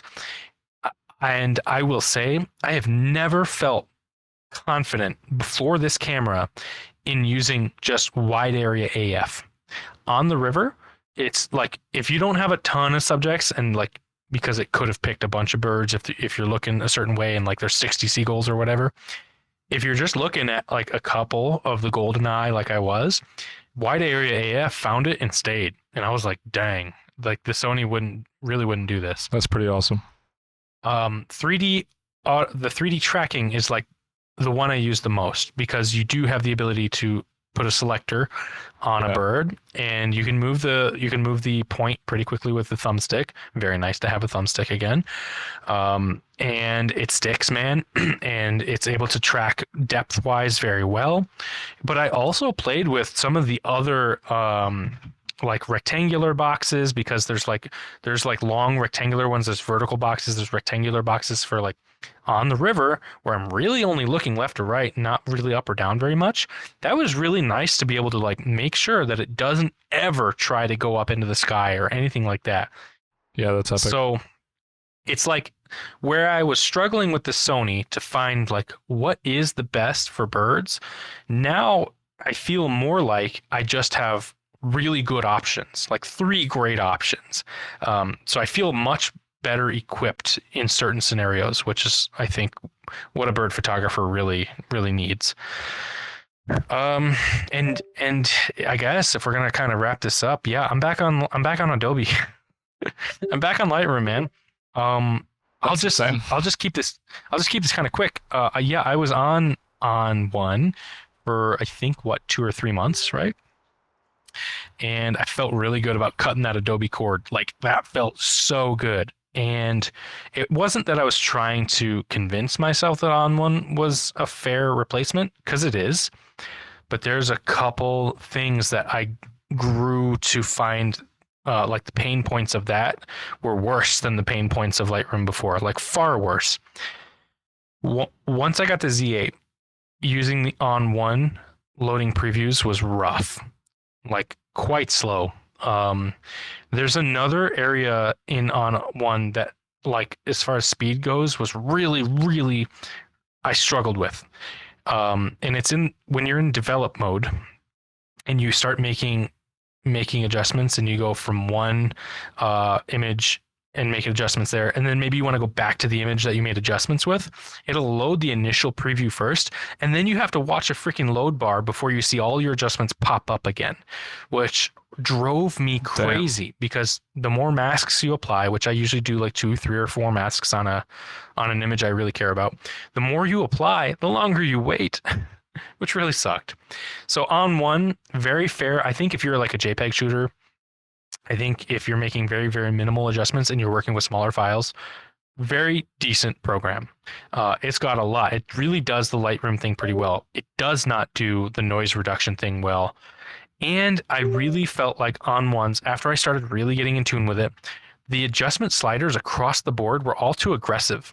Like every change I was making just felt like, I don't know, like way more aggressive than Lightroom's. Like I could do much more subtle editing. So just ultimately, there's a few things I really like about On One, but between just a more clean, subtle edit, better noise reduction, and it's crazy to say because we've complained about this for years, but Lightroom feels fast. Yeah, for sure. Hey, give me. And if you're gonna work with 30.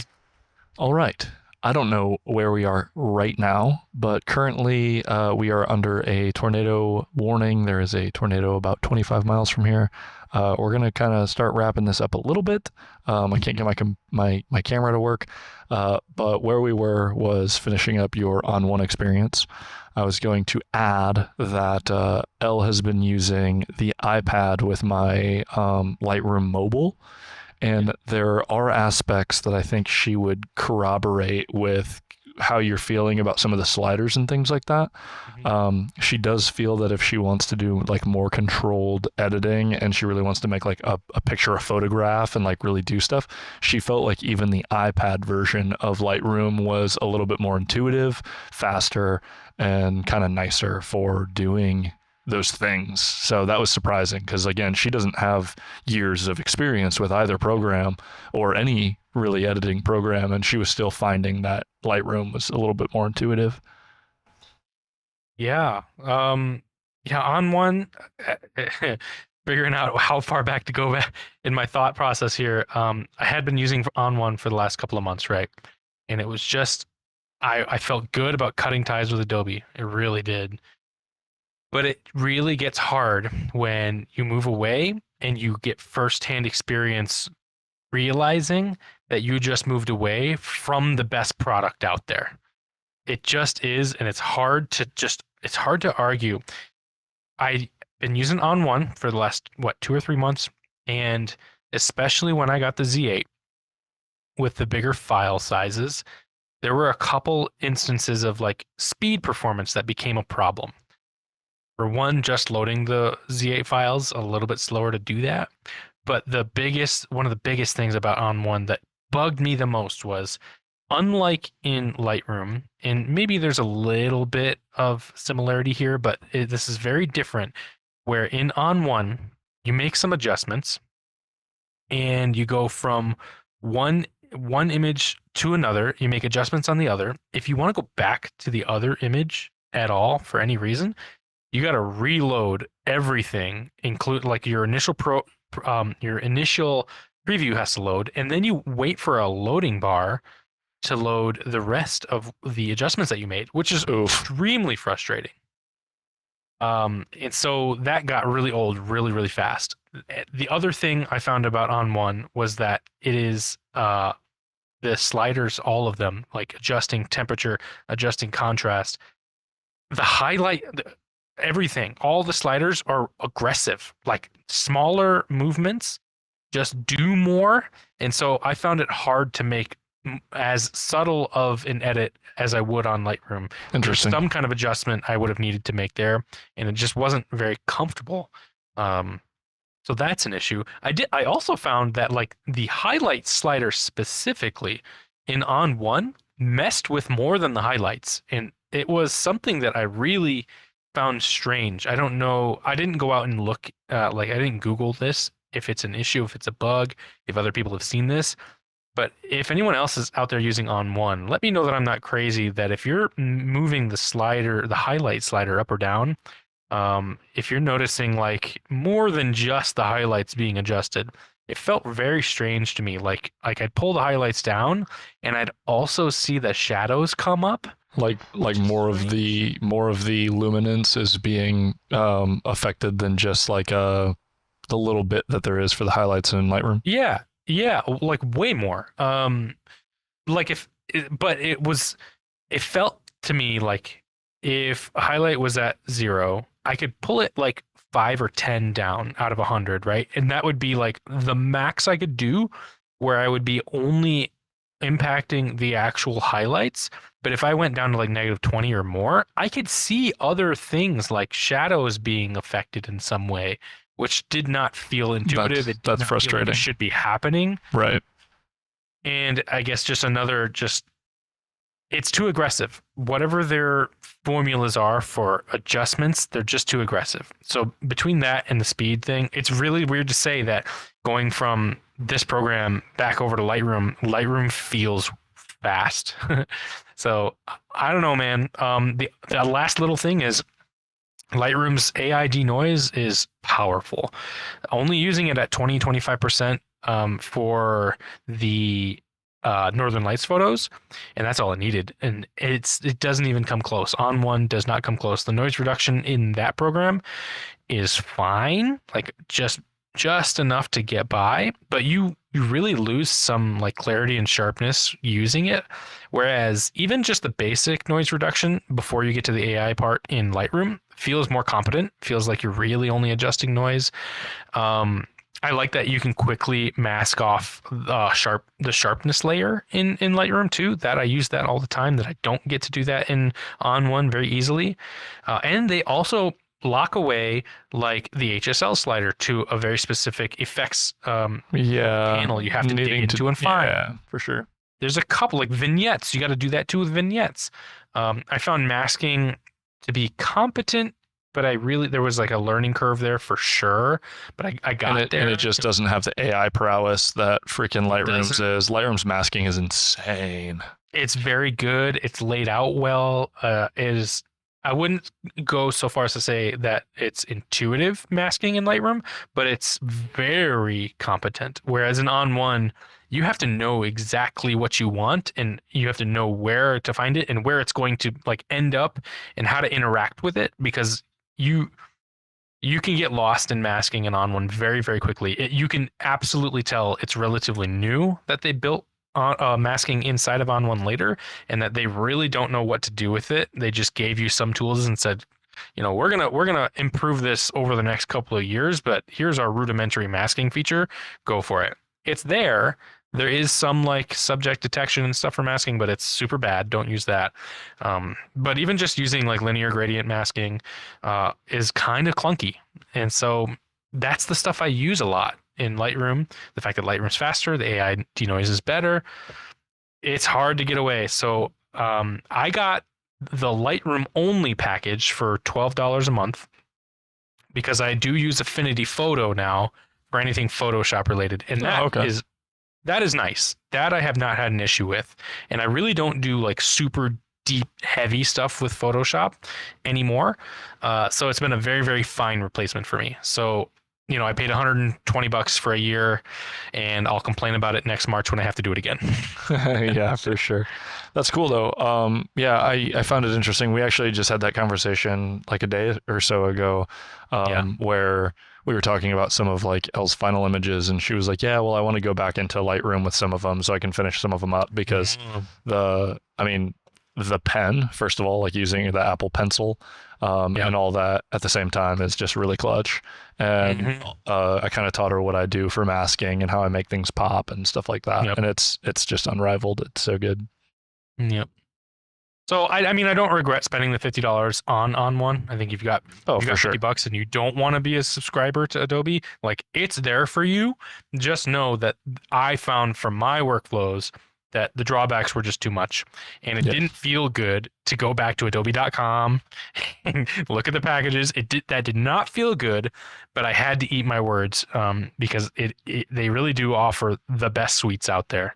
Yeah, I feel that. I don't know what I would do if I was just using On One. I've had a little bit of experience with it and stuff, but it's my suite at work is paid for, and I'm still going to use it at work. Of course. I want mine. I just need the same stuff. So I'm going to keep telling them that I'm going to leave if they make me pay more, but it is what it is. But yeah, I don't have my notes in front of me. Yeah, that's it for all of my shooting for the last like 3 or 4 weeks since we've last done a show. I'm going to keep using the Z8. Of course I am. We've got spring migration is coming. April is around the corner. We're going to have like swallows and things return after this insane blizzard is done. The waters are opening up again, which is why I'm seeing hooded mergansers and goldeneye again. So that's exciting. So the birds are coming and I'm ready. Yeah, that's exciting. The Z8's exciting. Obviously, I'm a gearhead, so I was getting a little jelly when you were telling me about the autofocus on it and how sticky it is. And, we still struggle all the time. I now have my autofocus zones on a hot button so I can cycle through them really fast to get to that single point because, I'm using DMF, so I'm pulling focus to the bird. And then it's still like, you want this branch way in front of this bird. It's like, you are in bird autofocus. Like, why are you not seeing that and going like, I know you. I feel that. And like, in the A7CR, and I don't know if this is 100% true or not, but I think the A6700 has a step above the A7 IV, and they're still both struggling. So like, you're not just like, the guy digging the hole for diamonds and stops right before you get to diamonds. Like the next few bodies from Sony are still not doing it. It is it's just one of those things you have to come to terms with, the fact that you're putting this camera to like its ultimate autofocus test. Like I can't really think of much harder autofocus challenges for the system than to try to find a small bird mixed in with a bunch of branches and maybe the bird even looks a similar color, Right, yeah. God forbid it be like a thrush or like some house sparrow or something that's basically just more sticks. So it's a tough challenge, but it is frustrating when you see other photographers with, crazy work, and you're like, why can't I get my camera to just work in these scenarios? Yeah, it's because 1 out of 1,000 shots were perfect. That's right, dude. But that's wildlife. You just got to know that that's wildlife. Yeah. Yeah, we've been doing pretty good. We're still kind of birding more or less is like Elle's escape from the hospital. So like if any of you have a loved one or a friend or somebody who's doing medicine, like that it's just like pain and like brutality. Like it's so brutal. They're like, oh yeah, you work 80 hours every pay period, and it's like, that's cute. I worked 80 hours this half of a pay period. Yeah. So like, yeah, she's clocking hours, man, and it's brutal. So the birding definitely helps, and it's just it's that thing. It's accessible. I don't think you need the gear we're using to bird. Not at all. And like you could get it done with a much older camera with a like kit 70-300 and start birding. And, for sure. And there's wild stuff right in your backyard everywhere, especially if you know the times of year to look. That's the biggest thing, is putting the time in to knowing the birds. So knowing your subject is huge. Knowing the environment to complement your knowledge of the bird itself is huge. Knowing light and all that stuff too is going to be a huge thing for you. If you can get your mind around all of that, the kit you have matters less and less. Definitely. I have one more note to say about like the Z8, if you don't mind.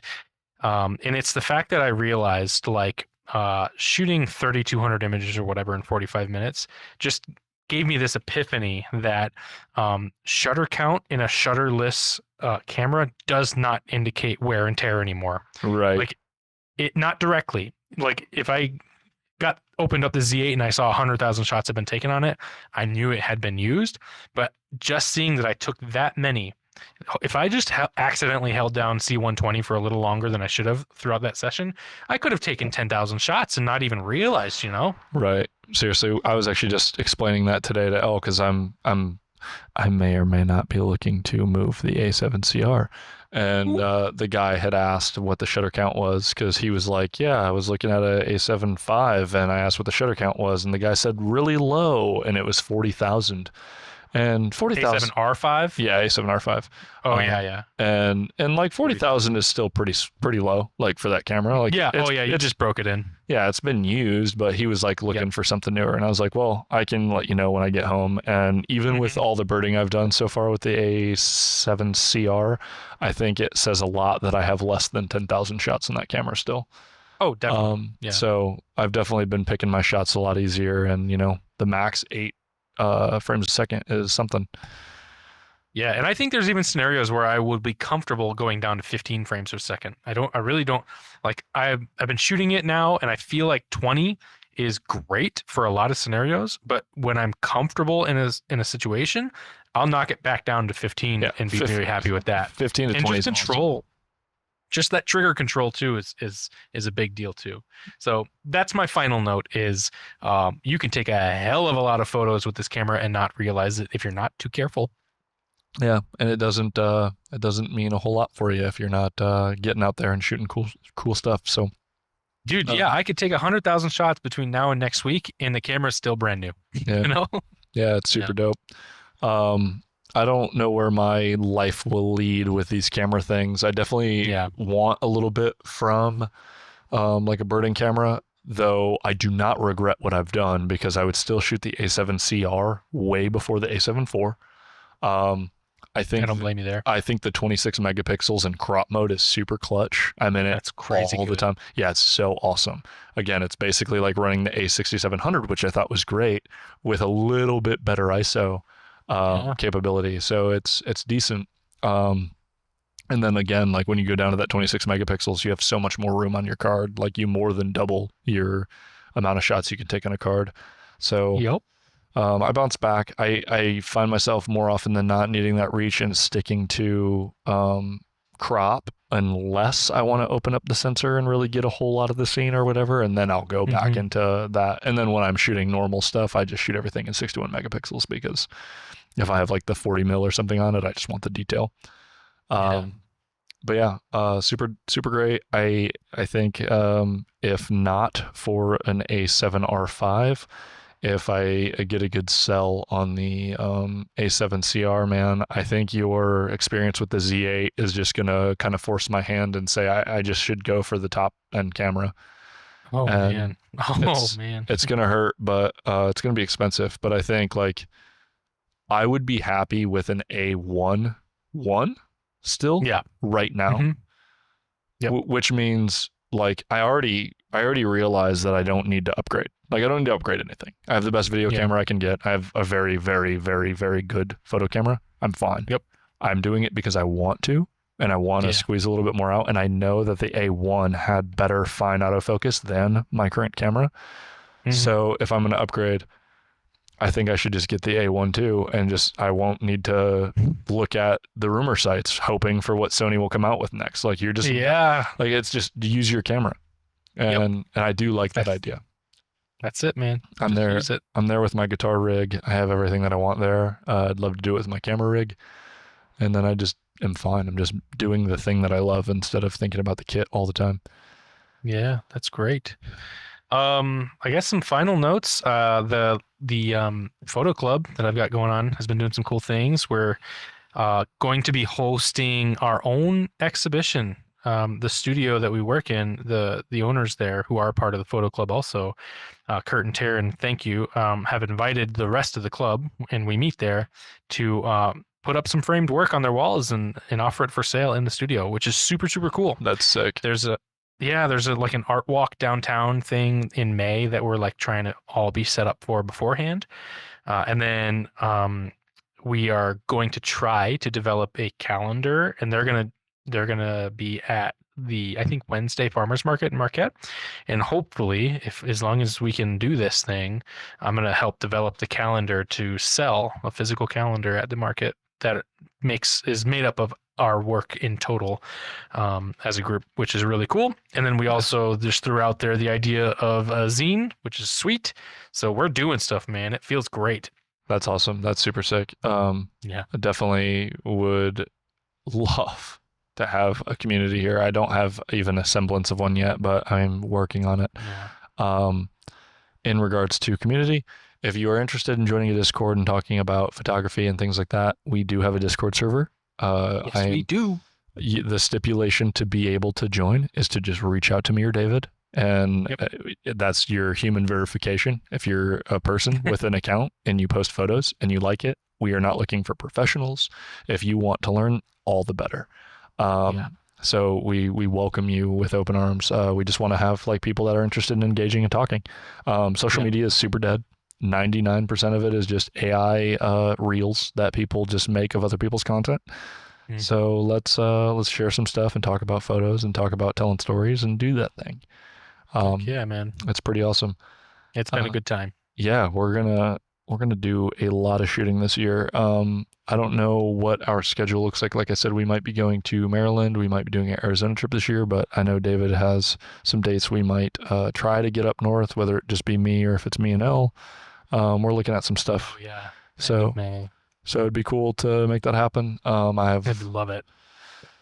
I have so many things that I'd love to do, so we will try. I'm sure. I believe we are still in a tornado warning. Let's wrap this thing up. Though the siren has stopped, so that makes me feel a little better. I don't know if it can be. I'll know when I'm editing this episode if I could hear it. That kind of really threw I didn't hear the siren for what it's worth. Okay, perfect. So the latter half of this episode was a little chaotic, and I apologize. But thank you for being here. If you've been following us for a while, comment the episode that you started on if you remember it. Let's chat. Huge. This is great. Yeah, I'm just pat on my own back and a handshake to you, sir, for getting to 50 freaking episodes. It's been wonderful. Yeah, it's a blast, and it feels like it's just getting started. So I'm stoked about it. It does. That's the best part about it. Yeah, heck yeah. So I guess one more cheers to you. Drinking a couple of nice brews, and we're gonna catch you on all the next ones because we got plenty coming. Heck yeah, man. Until the next one. Thanks for watching, guys. Later.